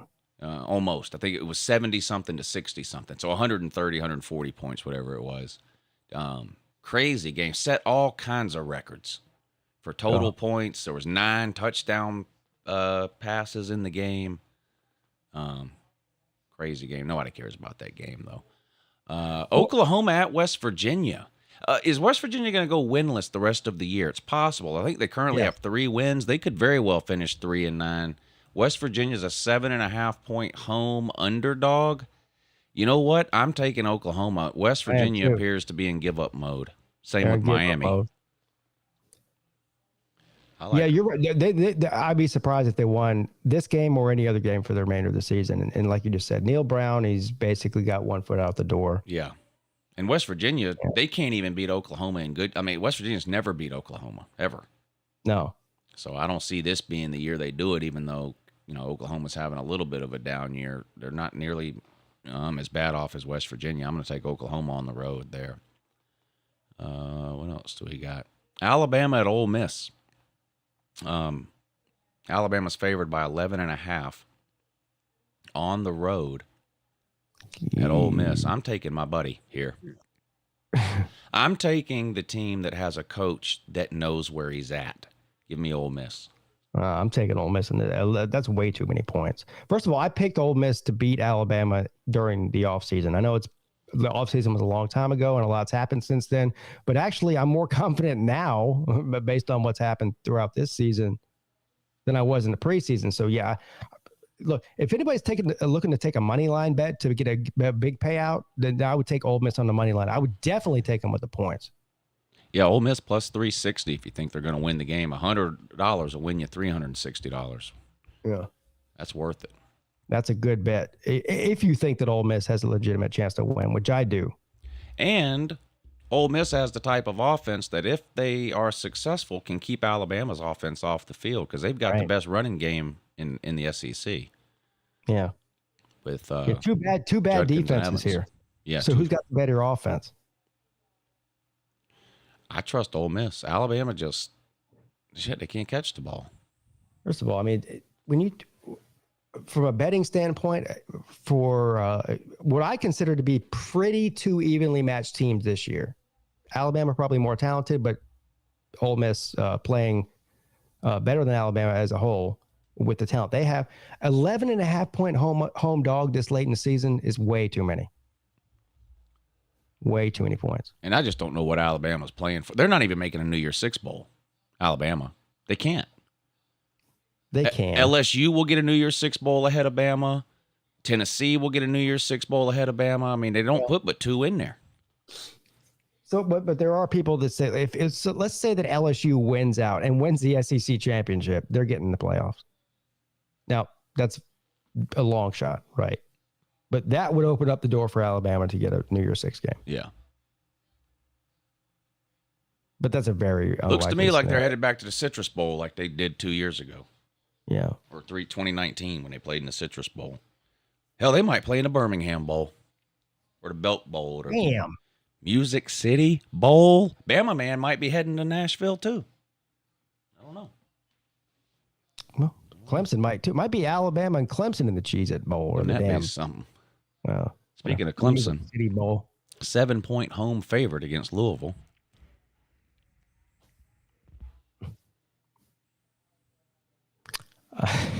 What say you, Tater Man? Oh, that's just an embarrassing line. I'm taking Clemson. I'm not going to lie. I'm taking I Clemson. am too. I mean, come on. That's just a ridiculous line. That is Vegas, totally effing with people. Louisville's a terrible team. Is Dabo going to complain about where Clemson is ranked this week? No. I'll be well. He's done it before. I don't think he's going to complain about it. It's one thing. His whole thing with them dropping in the rankings is when they win. That's right. All we do is keep winning, and then we drop spot every week. But after losing the way that they lost, I don't see him saying he's not that dumb. He'll keep his mouth shut about that. Hey, look, Dabo Swinney knows Clemson's not a playoff team in that. He knows. He knows. Yeah. So. I'll still take Clemson here against Louisville, though. Yeah. Oh, boy. The Nate the Great Bowl. Nebraska at Michigan. Michigan's favored by 29.5. And I'm taking Michigan. I think Michigan is going to destroy them. I think it could be a 45-10 type of deal. This is a rough one because I obviously think Michigan's going to win easily, but 29.5, I don't know, man. That's a lot of points. And the over-under 51, so that's a lopsided line with the over-under being so low. I would probably take the over 51. I think it's a safer bet than the line. Yeah. I actually Because, like that you said, too, over 51. I think Michigan, like you said, could score 40. And so, all Nebraska has to do is score more than 11. So, yeah, I like the over in that. I like Nebraska to cover the 29.5, though. Maryland at Penn State. I'm running out of time here on my preseason deal about Maryland beating one of the three out of Penn State, Michigan, and Ohio State. So I'm going to go ahead and push all my chips in on this game. I'm going to take Maryland to cover and to win. Wow. That's another one I can't find on here. Are yours not in chronological order? I don't know. It doesn't tell you the time of the game? Yeah. Oh. What time is it? 3:30. Because the games on here are just in chronological order by the time that they're played. So they start with the noon games and go through the primetime games. Yeah. So does mine. Maryland and Penn State, 3:30. Okay. Well, I'm tired of looking for it. But what's the line on it? 10.5. Give me the Terps with the points. I'm with you there. All right. Well, we agree on that one. The best 1-8 team in the history of college football, Northwestern, on the road at Minnesota. Yeah. Minnesota's a 17.5-point favorite. I'm going to take Minnesota. Unlike Ohio State, Minnesota does have a line of scrimmage and can run the ball. Give me the Gophers to cover to 17.5. I'm going to take a look at the weather report. If the winds are over 20 miles an hour, I'm definitely taking Northwestern because clearly they play great in windy conditions. But anything other than that, I'm going to take Minnesota to cover the 17.5. Oh, boy. It is so much fun to needle the Ohio State, man. It really is. Oh, my God. Look at Pete. Wisconsin and Iowa. I know. Okay, before you even look, guess the over-under. Wisconsin and Iowa, I'm going to say probably around 30. It's going to be low. 36.5. Yeah, I'll take the under then. Yeah, me too. Boy, these two teams can't score. It's going to be 13-10. Yeah. Oh, wow. And you know my rule, Lou. I mean, my rule is in general, if it's under 50, I'm taking the over because most of the time it's going to go over 50 in college football. But, I mean, there are certain things. When a line is this low, there's a reason for it. It's not just to get people to bet the over. It's because the offenses are terrible. Right. And Iowa's got a pretty decent defense, and so does Wisconsin. So I think this is funny that it's 1.5. The spread and the over-under is only 36.5. So they think this is going to be, like we just said, it's going to be whatever, 16-20 or, it's going to be ridiculously low. So give me the under 36.5. Oh, okay. Here we go. Now, Sea-Dog is looking less and less crazy on this one, but, or isn't it Sea-Dog picked Georgia Tech to beat Miami? And I think he did. He did. And Georgia Tech is Pete. Georgia Tech is favored. This is the greatest line of all season. Yes. Georgia Tech is favored over Miami. Wow, who would have saw that coming? We could have a whole bigger discussion about Miami and what's going on there or whatever, but and maybe we will. But first, we'll talk about the game. I am worried that Miami has cashed it in for the year. And Georgia Tech is a little bit of the opposite. You never know what a team's going to do when they fire their coach and they promote to an interim. Sometimes they just don't care. Sometimes, for whatever reason, the team comes together and plays harder. And that has happened with Georgia Tech. They're not a great team, and I'm not going to try to convince anybody they are, but they have definitely been better, played harder, played tougher, all of those things since Jeff Collins was fired than they were before. Whereas Miami, to me, I watched that game last week, and that's a team that either isn't buying what the coaches are selling or is just giving up or something. Florida State's a better team than Miami. There's no reason they should have lost that game 45-3. That was a complete and total give up by Miami. I can't believe I'm going to do this. I'm taking Georgia Tech to win and cover. I just think Miami is in a bad spot right now. Man, I really wish that Miami was better coming into Clemson next week. Not this week, but next week. They're so bad. Yeah. Man, it's like, yeah, I think that, look,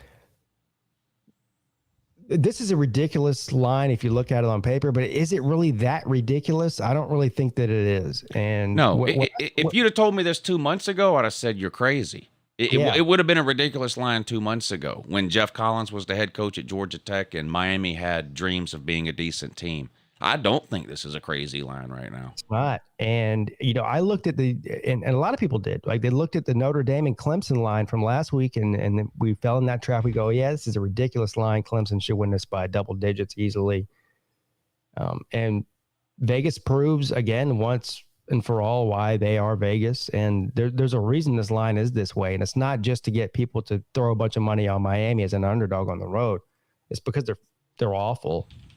And, I'm with you. It looks to me like Miami, they don't know which way's up, which way's down. Georgia Tech, not good, but at least I feel like at least Georgia Tech is playing with some sort of purpose, even though they're not good. And this game's in Georgia Tech. Yeah, I can't believe I'm saying this. Yeah, give me the Yellow Jackets as home favorites against Miami. Yeah, I'm going to have to agree. I just I'm not going to give up on Mario Cristobal there, but he doesn't have 4 years to stack recruiting classes. He's going to have to do something next year. I'm not talking about win the ACC, but there can't be no repeat of this next year. Do you think it's a thing where, like, you got some players there who were used to, like maybe Manny Diaz? I don't know this. I'm just saying maybe Manny Diaz was a little soft, and Mario Cristobal has come in, and maybe he's a little bit more. I don't even know what the word is. Kind of demanding. And so you've got a large portion of that locker room who maybe just, like I said, isn't buying what they're selling, and you're going to see like a bunch of transfers. And that normally that's a sign of like a bad thing. I think in this case, if that were to happen, it might be a good thing. Get rid of whatever those problems are through the transfer portal. And Mario Cristobal can recruit, so he'll be able to replace whoever leaves with, most likely better players through recruiting, but that might take 2 or 3 years. And I wonder if the Miami fan base, and if you read what they're saying and what they're doing on some of these channels around here now, they're not going to have the patience for that. Some of them want, how it is. They want the guy fired yesterday now already, but some of them. But I don't know. This is the worst I've ever seen Miami look in my lifetime, Pete. This has been a long time in the making, in my opinion, and I think you hit the nail on the head with there's I don't know how many players, a certain percentage of them that were recruited by Diaz, and it's a totally different mentality. The first thing that Cristobal did when he came in there, he's like, we're getting rid of all this dumb shit, the turnover chain. He's trying to change the culture there, and he might have lost some of those players in the meantime. If you look at the recruiting, though, for Cristobal, at least what they've got committed, I think they're going to be okay in the long run. But they're going to have to give this, like you just said, this is a rebuild. Let's stop pretending like Miami's not a rebuild, a constant rebuild. And right now, they're worse off than most people thought they were going to be in the situation. They aren't just bad; they're bad, and they're not just bad in the ACC. They're bad in college football. Yeah, and I do think getting the new athletic director that, they stole Dan Radakovich from Clemson. And Dan Radakovich as an athletic director is not going to fire Mario Cristobal under fan pressure after 2 years. Yeah. He's just not going to do it. So you'll see Cristobal there for at least 4 or 5 years, and I think you'll see an improvement there. But right now they're just in a bad way. They're just terrible. I mean, they're one of the worst teams in college football. Right now. And Miami fans need to not fall into the same trap that Texas A&M fans fell into this offseason, which is, oh my God, we just had a good recruiting class. We're going 100-0. Yeah. The Miami needs to realize the teams that you are chasing have had recruiting classes better than what you've had even now for 4, 5, 6, 7, 8 years in a row. Georgia and Alabama and Ohio State and these teams, they're not good because they had one good recruiting class. They're good because they've had, in Alabama's case, 12 in a row, in Georgia's case, 6 in a row, in Ohio State's case, 10 in a row. One recruiting class is not going to take Miami where they want to be. It's a step in the right direction, but it's what we're saying. If I'm a Miami fan, I've got to be willing to suffer through this season and maybe even next year a 7-5 or a 6-6 type of deal, as long as the recruiting is there. Because then there's that light at the end of the tunnel. Can we stack a couple of these classes together? And by 3 years down the road, if you've done that, then you should be in a position to compete to win the ACC or more. But don't fall into the Texas A&M trap. Miami is not in a situation where they're one good recruiting class away from winning a national title. It takes multiple recruiting classes to get there. Unless you have a flash in the pan season like Tennessee's having. But look, not to kick them while they're down, Tennessee is better this year than they will be next year. Tennessee won't be this good next year. They won't. But they don't. Tennessee's not good right now because they built the program up over time. What Tennessee is doing this year is not sustainable. Tennessee has a quarterback that has mastered that system, and 2 NFL wide receivers and all those people are leaving. So they're going to have a quarterback next year, either Joe Milton, who was terrible when we saw him run that offense last year. Maybe he'll be better now, or the freshman. But you're not, whoever plays quarterback next year, you're not getting what Hendon Hooker's giving you this year. You're just not. So the transfer portal doesn't work for an offense like Tennessee's. Or Miami's. The only way Tennessee's offense operates at a high level is when people are in that system for multiple years. That's it. Yeah. I mean, I can pull up Brew McCoy's stats if you want to see them. They don't compare to the receivers who have been in that system for more than 6 months. So the idea that you can go out, look at Hendon Hooker last year and then this year. Did Hendon Hooker run this offense this good last year? No. Nope. Didn't. I'm not saying Tennessee's going back to going 4-8 next year, but Tennessee will be an 8 or 9 win team next year. The only way to sustain success in the top 5 or top 10 is through recruiting. That's it. It's the only way to sustain it. That's it. Anybody can have a one-off year, but back to the Miami thing, Mario Cristobal has proven that if he can't do anything else, he can sign elite recruiting classes. That's why you brought him in. And so far, he's been doing that. So you got to be patient with him. This year is a complete disaster. I mean, it's really already the offseason. If I'm Miami staff right now, yeah, you got to prepare for games and stuff like that. I'm on the phone with every recruit every day. Oh, man. Don't leave. Don't decommit. We knew this was going to happen. You're part of the plan. We need you to stay on board, all that kind of thing. Because that's the only thing that's going to keep Mario Cristobal's head above water this year and next year is recruiting. But the good news for Miami, unlike Tennessee, is look at the division they play in. So, I mean, there's really not that far of a hill to climb to become the best team in that division. I mean, the division's been flopping around for the better part of 10 years. Yeah. I mean, who's their biggest threat? So if you look in the ACC, obviously their biggest threats are Clemson, Florida State. Neither one of those teams in their division. So who is it? Pitt? Is it North Carolina? I mean, let's be real here. So, a 2 to 3 good recruiting classes in a row could put Miami they could shoot right to the top of the ACC Coastal Division in a matter of a couple years. But the problem with Miami is we've been saying that for 20 years. Right. Yeah. And it just hasn't happened. Right. They've been in that same shitty division for 20 years, and we keep saying the same things, and Miami keeps winning 7 and 8 games a year. Right. Yeah.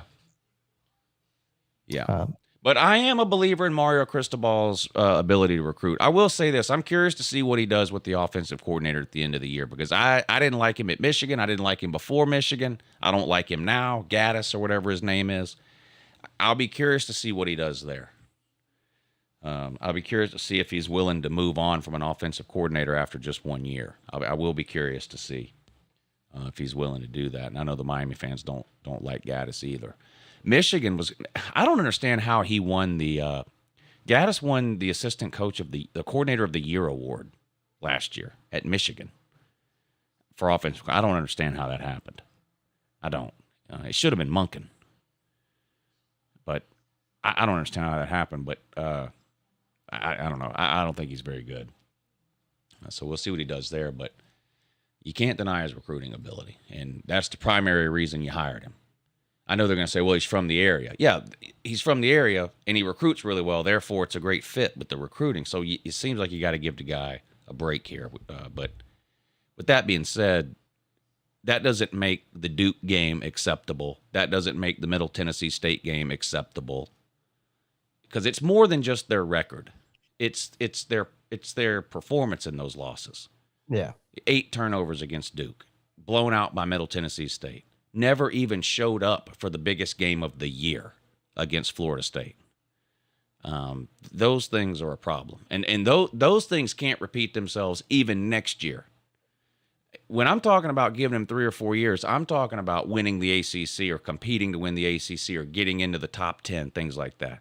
You can't be losing to Duke next year. You can't lose to a group of 5 next year. You can't lose to Florida State by 40 next year. You can't do any of that even next year. You've got to be better. You've got to show improvement next year. You have to. All right, let's move on because I could dog them the rest of the show, but kick them when they're down. Here's an interesting game. South Carolina on the road at Florida. You've talked about the potential of South Carolina upsetting Clemson at the end of the year. This is one that South Carolina would love to win, too, on the road at Florida. Man, Florida beat Texas A&M last week on the road at College Station. South Carolina beat Texas A&M a couple of weeks ago as well. South Carolina's getting 7.5 in this one on the road at Florida. Oh man, this is actually one of the under the radar, I think, better matchups of the week. I know it's not 2 teams that are competing for anything meaningful, but just as far as, how the game could go, I think this game could be really close. So 7.5 points. I mean, everything tells me that Florida should win this. But I actually like South Carolina at over a touchdown. If this game were 6, I'd take Florida at home. But I like that. I'm getting hooked in by the 0.5 point there. I think that South Carolina can keep it interesting, and if they're going to lose, they're going to lose by less than 7.5. This is a tough one for me. What do you think? Here's my issue. I have 2 big bets against South Carolina that I made in the offseason on their win total. One bet is for I have under 8.5. I'm confident in that. They're currently 6-3. Their 3 remaining games are Florida, Tennessee, and Clemson. My second bet on them is at 6.5. So I need them to lose these last 3 games. To win that second bet. I'm going to win the first one because they're not beating Tennessee and they're not beating Clemson. I hear you. You're down. Clemson lost. Let me just go ahead and tell you, they're not beating you at Clemson. It's not happening. Your home winning streak, Pete, is not losing to a 6 or 7 win. Is not ending against a 6 or 7 win South Carolina team. It's not happening. So you can rest easy. But this is the game here that I need them to lose because they're gonna lose at home against Tennessee, I think, and they're gonna lose on the road at Clemson, I think. I need them to lose this one on the road at Florida. So I'm going to take Florida to win and cover. I don't even want to have to sweat. Shout out to VicTube. He's the one I have the bet with at 6.5, I think, or it might be 8.5. I have one of those bets is with VicTube. I can't remember if it's the 6.5 or the 8.5, but I need Carolina to lose out. So give me the Gators. I can't believe I'm saying that out loud, but give me the Gators, and I'll take them to cover. You do make a good point, though, because, I think in the offseason, I believe, I'll have to go back and watch my video, but I'm pretty sure I picked South Carolina to go 6-6. It was either 5-7 or 6-6. I'll have to go back and watch. But anyway, so they got 6 wins already. So in order for me to be right, they need to lose out as well. And again, I think they will lose this game, just not by 7.5. I know. So you're taking Florida and the points? Yeah, I think Florida wins by more. I don't even want to have to sweat it, Pete. Give me Florida. What is the line? 7.5. Florida wins by 8. Wow. 28-20. What game is it? What time is it? It's a 4:00 game. What is that? What channel is that? Is that the SEC? That's network? usually an SEC network time slot. Yeah. I wonder what the atmosphere will be like there. Florida did have a big win last week. The crowd will show up for. This is the Costco game, so it'll be sold out. Okay. This is the one where they were selling tickets at Costco for $40 and a free hot dog. Oh, that's right. Yeah. Yeah. That's right. So shout out to the Florida Gators and the Costco tickets. Yeah.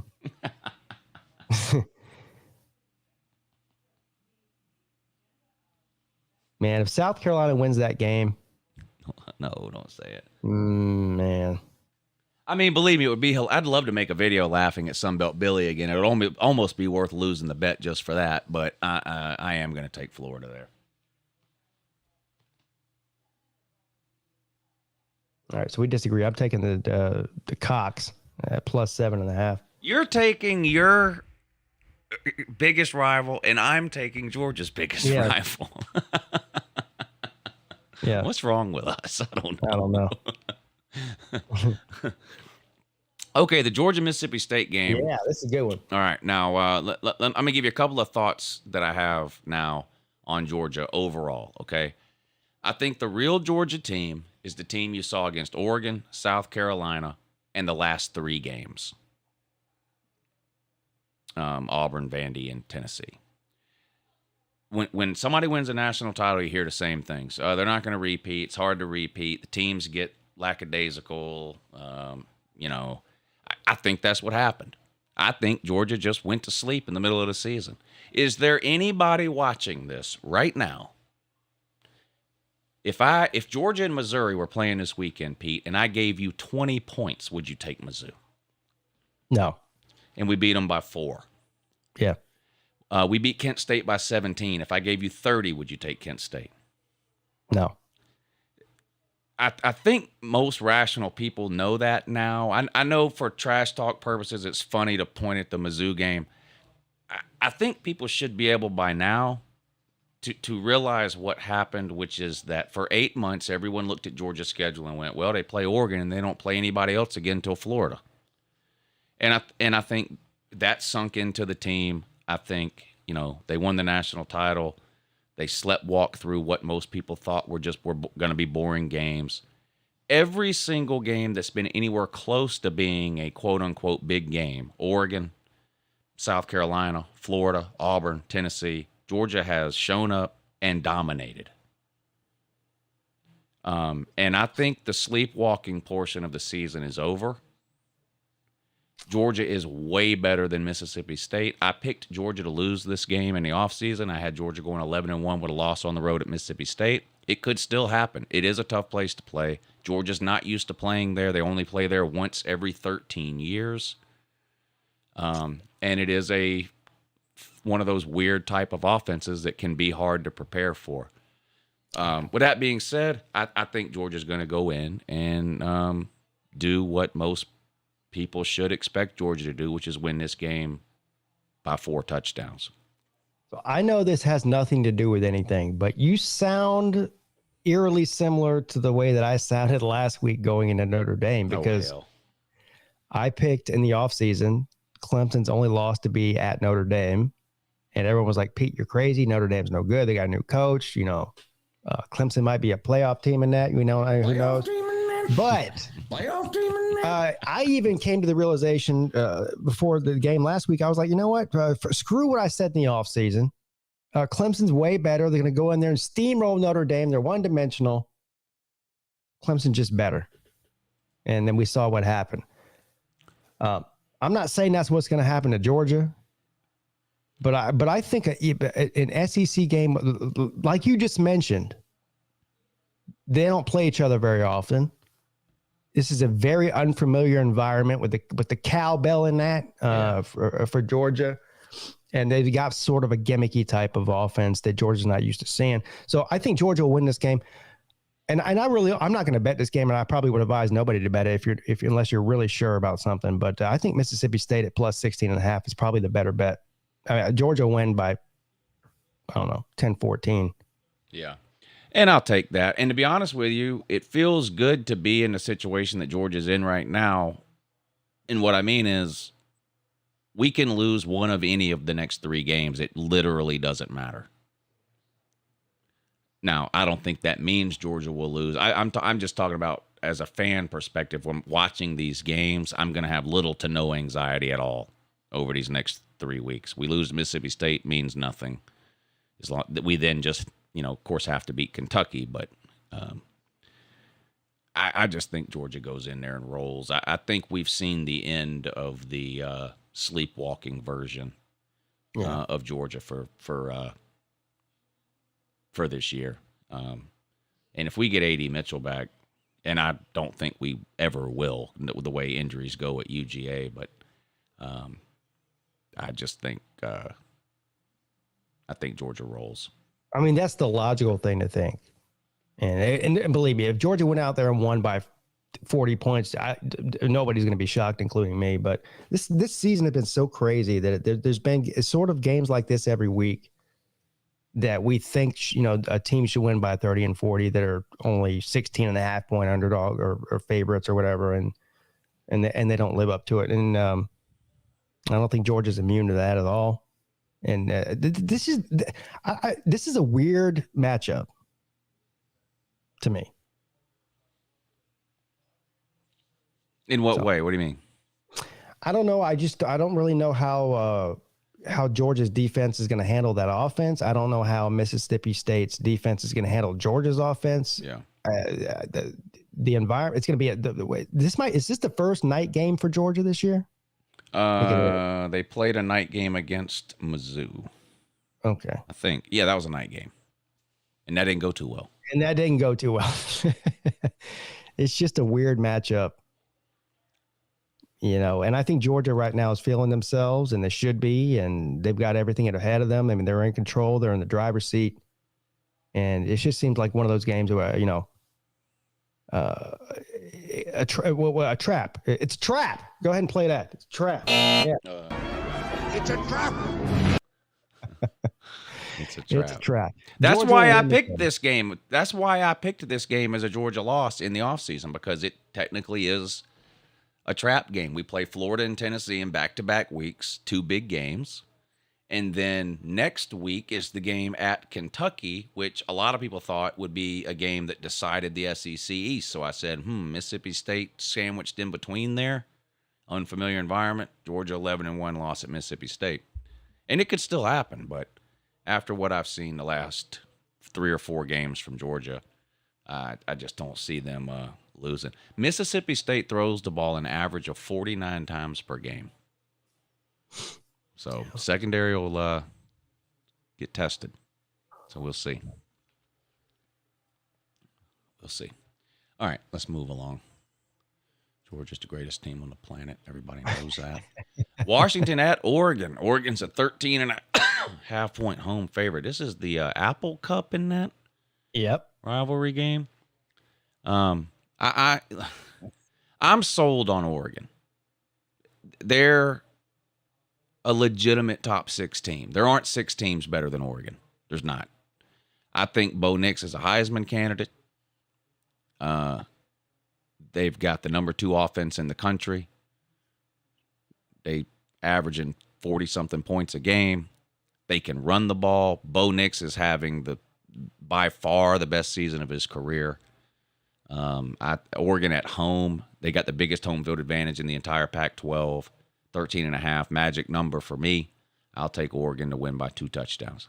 We've officially entered the metaverse or the alternate reality or the simulation or whatever these people think. Bo Nix is a Heisman candidate. Man. Crazy. I'm with you. I think Oregon is one of the. I think Oregon's. You know what? A playoff team in that. Playoff team in that? Imagine we might see a rematch at some point between Georgia and Oregon in the playoffs. It's very possible. Yeah. Yeah, because I think if Oregon gets in, they'll be the 4. Me too. The Pac-12 right now is one of the most interesting conferences in football because you've got UCLA, Oregon, and USC obviously all there together. It's going to come down to tiebreakers between them and obviously whoever wins the championship game. But if Oregon did play Georgia again, you wouldn't see the same outcome. Now, I'm not saying Georgia wouldn't win, but it wouldn't be that lopsided in my opinion. Oregon's gotten way better since that game. Yeah. I mean, that was Dan Lanning's first game there. Yeah. A tough game, and Georgia played out of their mind. Now, Pete, do you know where that first round playoff game would be played? Where? The same place it was played the first time. That's not good. That's not good.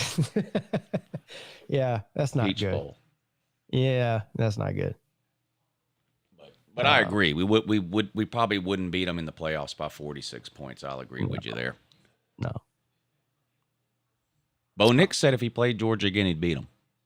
Well, Bo Nix says a lot of shit. Said Dumb that shit. 2 weeks He's ago. been saying dumb shit since he was at Auburn. Now he's had 4 chances to beat Georgia, and he's 0 for 4, but he just needs one more chance. Well, he's hedging his bets, Lou. Eventually, it's like the same thing with people that hate on Clemson. Every single week, Clemson's going to lose. Eventually, you're going to be right. Right. So, I mean, yeah, if you say, you're going to beat Georgia next time, every time, eventually you'll be right. But he's running out of chances. The guy's 25 years old. Yeah. So. but yeah, give me Oregon at minus 13.5. I agree with you on that one. I think this will be a steamroll, and Oregon is they're on their way. Yeah, in my opinion, I think they're better than USC and UCLA at this point. I've changed my mind on UCLA in the past couple of weeks, so I think Oregon's the team to beat in the Pac-12. Jeremy, thank you for the super chat. He says, "Look at the Kansas football Twitter account." Is there such thing? Or is it? Well, I guess the official Kansas football Twitter account. We're going bowling. Yeah, something tells me they have. Man, shout out to Kansas for going bowling though. First time in gosh, what is it? 15 years or something? It's been a long time. But yeah, they got a picture. We need to see a Kansas, well, Miami's not going bowling. Never mind. I was about to say Kansas and Miami, but they're not going to make a bowl game. What about Utah, Pete? Utah is a playoff team in that? No, that ain't happening. Let's see what else is on here. Kansas State at Baylor. Baylor still technically has a chance to make the Big 12 title game. They're a 3-point home favorite against Kansas State. Boy, Kansas State's been a strange team, too. Quarterback issues all season long with injuries. Destroy certain teams, lose to other ones. I'm going to take Baylor at home in that one and lay the 3. Man, that's a tough one. I imagine out of all the conferences this season, if you're laying money on these games against the spread, the Big 12's got to be the toughest. Oh, yeah. And from week to week, almost every Big 12 line confuses me. I don't really know who to pick in this. I mean, would you be surprised if Kansas State did win? No. No. But I'm with you, though. I kind of think that -3 for Baylor at home. Baylor has been playing better the past few weeks. Yeah, give me the Bears. Speaking of Kansas, they're on the road at Texas Tech. Texas Tech's a 4-point favorite. God, I like the home team again. Kansas is a good story, but they're going bowling. That's the extent of it. That's enough to be happy about for them. I think Texas Tech covers the 4.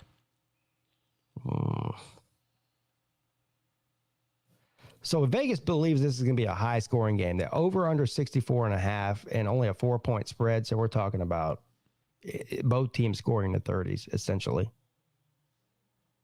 And I could see that happening. I actually like the over 64.5. 2 bad defenses. This could be 40-35. I'd really take the over than the point spread. Who knows who's going to win that thing? And then this might be the best game of the week. It's definitely the game, I think, with some of the biggest consequences. TCU on the road at Texas. Texas is a 7-point home favorite. Texas could really screw things up for the Big 12 with a win. in terms of playoffs.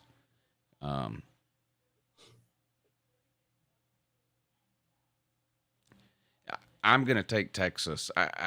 I've been saying, I think we both have been saying for a month, these second half deficits. Now, they keep coming back and winning, and I get it that in the end that's all that matters. But how many times can you do that in one season? It just seems like it's got to catch up to them at some point.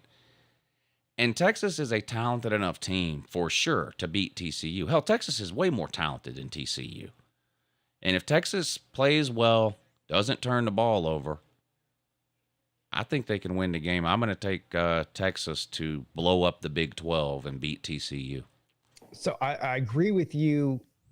And again, I'm going to repeat what I just said a minute ago about the Big 12 lines and who wins from week to week and all that. As far as betting, I wouldn't bet the game because, nothing would surprise me in this game either. But I'm with you. I think Texas wins this game. I don't know by how much. It'd probably be close because TCU's been playing that sort of game all year, right? They've had a ton of close wins, and they've come out on top virtually every time. So, but give me Texas to win. I don't think it's worth betting on the money line because their favorite is minus 265. That's not worth putting money on. But I don't know about how much they'll win by. I'd say they win by a field goal. So I wouldn't even bet this. This could be the Longhorns' final fuck you to the Big 12. Yeah.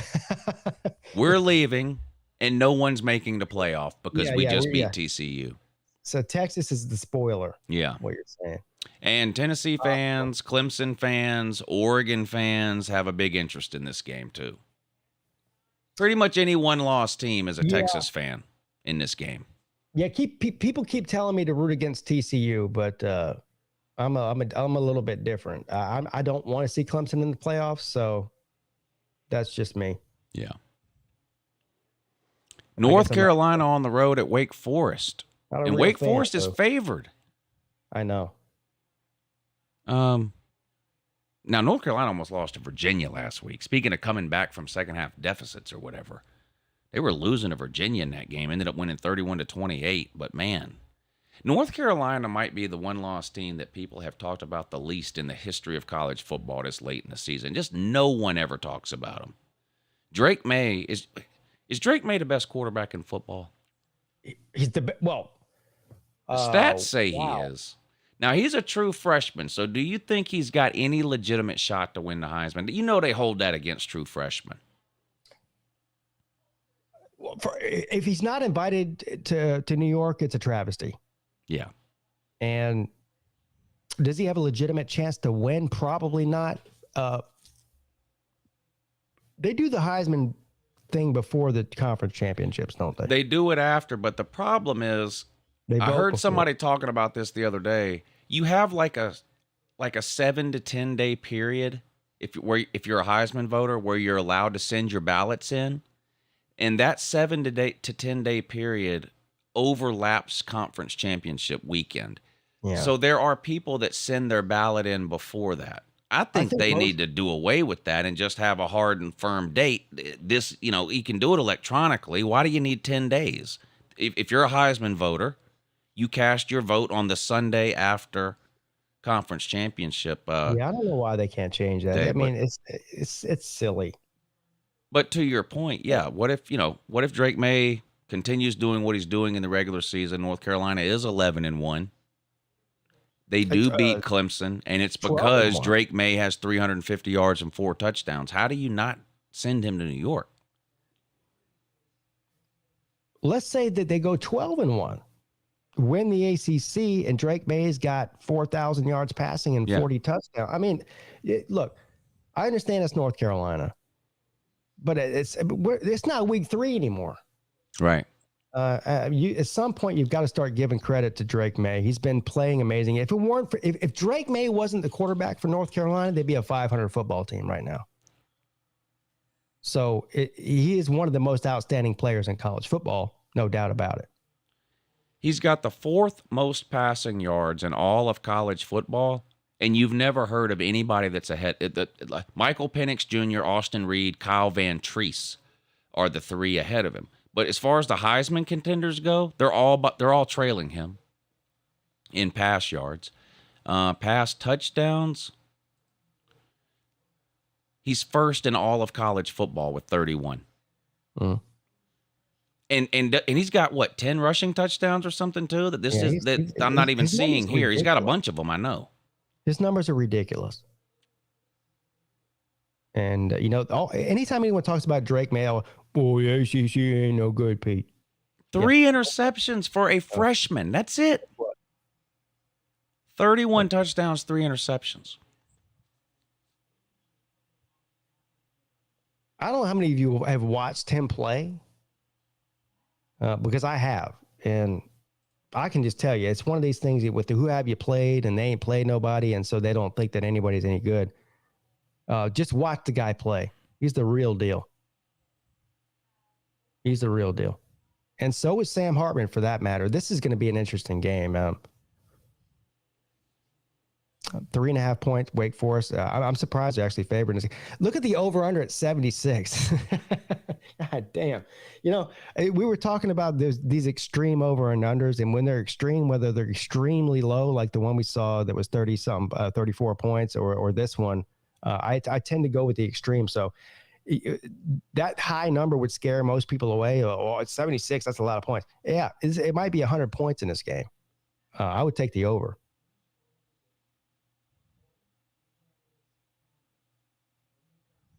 Yeah. Drake May is an absolute stat machine. Anything you look at. He's better than both Trubisky and Sam Howell, as far as and he's a true freshman. Somebody's asking, is he better than C.J. Stroud?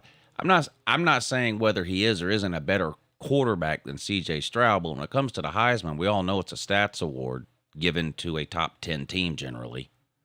A player on a top 10 team, generally speaking, that's the way it works.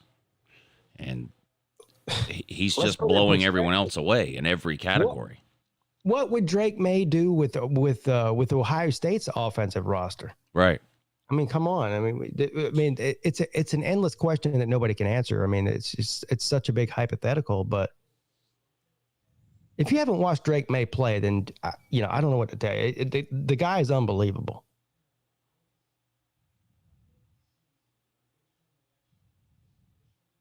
Yeah, and like you said, he's fun to watch too. Yeah. Mike Luca, thank you for the super chat. He says, I'm late to the party. Strength of schedule ain't played nobody. Wake needs to beat North Carolina for my mental sanity. Thank you, Mike. Sammy P says, helmet update. What are you missing, Lou? I appreciate these streams because I have nothing to listen to at work. Well, I've completed the Power 5. I've been waiting on the last 2 to get here, but they've already been ordered. That was Oregon State and Virginia were the last 2 Power 5 helmets. So I've got the entire Power 5. So it's getting to the point now where I have to really think about what helmets I don't have because it's group of 5 at this point. And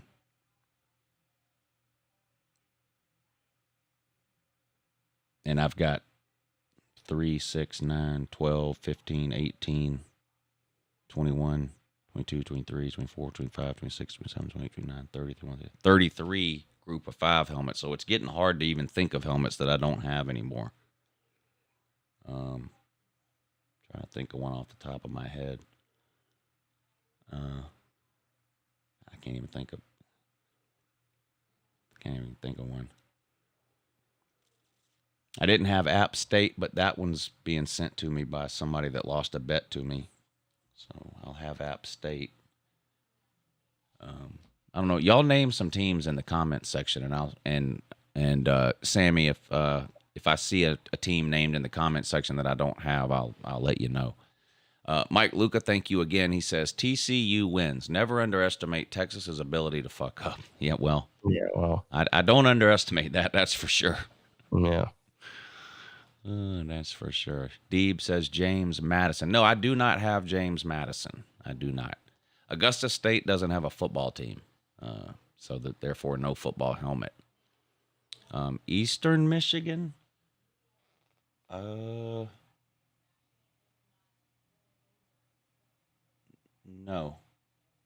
I do not have Eastern Michigan. East Carolina, yes, I have East Carolina. Western Carolina, no. South Alabama, no. Valdosta State, no. Ball State, no. Don't have any of those. All right. Thank you guys for helping me out. All right. Let's see. Are we almost done with this list here? Is James Madison the best team in the state of Virginia? Oh, my God. Yeah. And is it James Madison or is it – no. Virginia Tech signed like a 10-year deal with some nobody team in Virginia. It wasn't James Madison. Old Dominion. Old Dominion. That's who it was. Yeah. Old Dominion. Thank God they didn't do that with James Madison. How embarrassing would that be? This is the first year that James Madison is out of the FCS, and they're already the best team in the state of Virginia. Yeah, man, that's really sad. That is bad. Yeah, that's real bad. Texas A&M at Auburn. Auburn's actually favored. Now, I'm not buying it. Now, I picked Texas A&M last week, and they let me down. I thought they would beat Florida at home. They didn't do it. But Texas A&M's offense has played better the last 2 games than they've played the last 2 years. So I don't know what, if anything, they've changed, but they've got quarterback problems too. Connor Wegman played 2 weeks ago, looked really good, but got hurt. So now Haynes King had to play again last week. Who knows who's going to have to play this week? They were missing like 16 or 20 players off their team last week through either suspensions or the flu. How many of those guys come back? I don't know.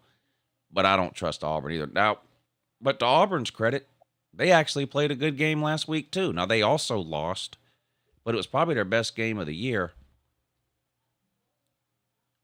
God, I'd love to see Texas A&M keep losing. You know, Pete, Texas A&M's lost 5 games in a row for the first time since 1980.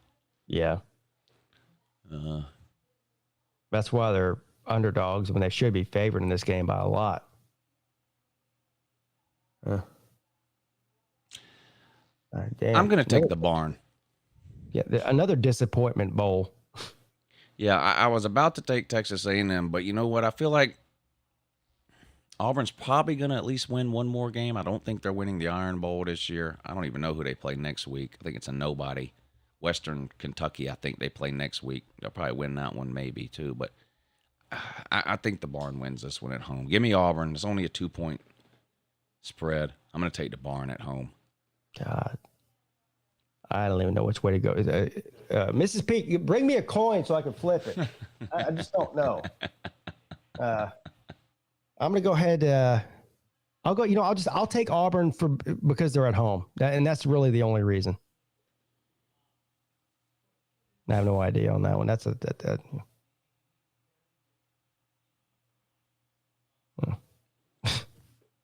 I've always been curious as to why Auburn is called the Barn. Well, Auburn is because of their name, Auburn. And also, when the college was first built, it was built on what at the time was a cow pasture. It's the reason that they call Clemson Auburn with a lake, because they have those 2 things in common. But there's no lakes in Auburn. So. There is in Clemson. Yeah.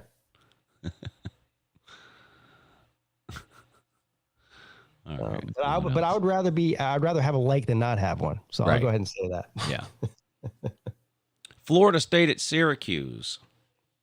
Florida State favored by 7. What do you think about that, ACC, man? Yeah, man, I like it. Of course, this game is in the fart box or the bounce house or the noise house or whatever they call that place. That basketball stadium that they try to front as a football stadium. Yeah. Up in Syracuse, and Syracuse does have a much better record at home than they do on the road, much better performances. I'm starting to buy in a little bit to Florida State. I know they had a rough, they've been sort of like a roller coaster. I still think they're infinitely more talented than Syracuse.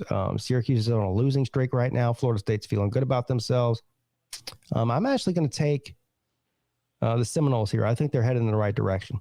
Yeah, I like Florida State too. Even though Miami's bad, I think that was a big confidence boost for them last week to run over Miami. Seems like it's been a while since they beat them too. I don't know, but ran over Miami. Syracuse, confidence boost for the Seminoles. I think they go on the road and beat a Syracuse team that's really real and started 6-0. Now they've lost 3 in a row. They don't have their quarterback Schrader, which was really the only thing they had offensively to begin with. I like Florida State there. Stanford plays at Utah. Arizona plays at UCLA.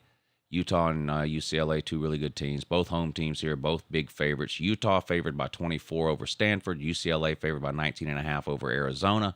I think both teams cover. Do you think this is I mentioned Neil Brown being the only coach that might get fired. What about Shaw at Stanford? David Shaw. Shaw at Stanford is as similar to me as Mike Gundy is at Oklahoma State. Like, yeah, you're disappointed with the way the past couple of seasons went. Well, actually, Oklahoma State did great last year, but you know what I mean. They're disappointed with the season. But who are you going to get this better? Solid coaches. They're not expected to win their conference or even division on any given year. I don't think David Shaw is getting fired. All right. Me either. And I also agree with you on the lines here. Give me Utah and UCLA to both cover. Utah is one of the best teams at home this season. And Arizona is just awful. So yeah. All right, that's it. That's how to make it lose money this weekend, betting on those games. There you go. It's that easy, people. It's that easy. Yeah, we just picked 50 games. So when we go, 31 and 19. Lou, do you see Tennessee falling apart and losing their next 3 games? No.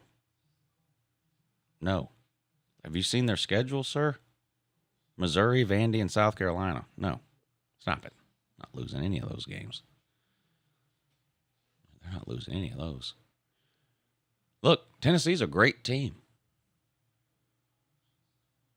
But they just played a greater team. That's all. That's all that is. So, no. But they're not losing to Vandy, Missouri, or South Carolina. I mean, Vandy, Missouri, or South Carolina. I don't see that happening. How did LSU get the nickname Corn Dog? I think it was Katy Perry when she was on Game Day said it smelled like corn dogs there or something. I think that's the story. I didn't make these names up. I mean, all these nicknames, the Taters for Clemson, I didn't make that up. I heard other people calling them the Taters. So I called them the Taters. Same thing with Corn Dog, the Barners, the Gumps. Whatever. The Gumps is obvious. Yeah. But the South Carolina. So if LSU smells like corn dogs, South Carolina, in the words of Uncle Lou, does smell like fried butter and disappointment. Yes, he is right about that. Yes, it does. Yeah, I've been there. Fried butter disappointments. It is next to the fairgrounds, and that's disappointing. Yeah, that's where the fried butter comes from. That's where the fried butter smell comes from. Yeah, disappointment smell comes from the stadium itself. Yeah, right. The fried butter smell just kind of wafts over across the street from the fair. Yeah. All right. Well, it's after midnight. I guess it's time to wrap it up. We made it through the schedule of games. Appreciate y'all hanging out with us tonight. Pete, let them know where they can find you the rest of the week. You can find me tomorrow night at 7 p.m. for the ACC show with me and your boy C-Dog, the most popular show on the Pigskin Pete YouTube channel over the past 6 months or so. Wednesday and Friday night at 10 p.m. for the college football call-in show. And, of course, every Monday, Wednesday, and Friday at 11 a.m. For the midday show, which is a show about everything and anything. Sort of like this show is about nothing. That show is about everything and anything and football. Tracy G, thank you for the Cash App from earlier. He says, what does it say? This is a reminder for when LSU wins out and then loses to UGA. I guess because I said I didn't think LSU was going to win out. Thank you for the Cash App, Tracy G. All right. Thanks, everybody, for tuning in tonight. Big shout out to everybody who participated in the comment section. Hit the thumbs up, the super chats, the PayPals. Speaking of PayPals, Joe DiMaggio, thank you, sir. He says we appreciate all the hard work. We appreciate you listening, Joe. And Ryan D says Valero is thrilled to have Bama versus Notre Dame in the Alamo Bowl this season. Valero Alamo Bowl. Jeez. Remember the Alamo? Yeah, but not the Alamo Bowl. Appreciate y'all helping to support the show tonight. We really do. All right, everybody. We hope you enjoyed the show. Me and Pete do this every Monday night at 10 p.m. Tomorrow's what? Tuesday? I'll be back tomorrow, 8 a.m. Over on the second channel for the morning show. I do have to cut the morning show early tomorrow. I have an eye appointment at the eye doctor at 9:15. So I'll be on at 8, but it won't be a long morning show tomorrow. Appreciate y'all tuning in, and we'll do it again next Monday night. Have a good morning.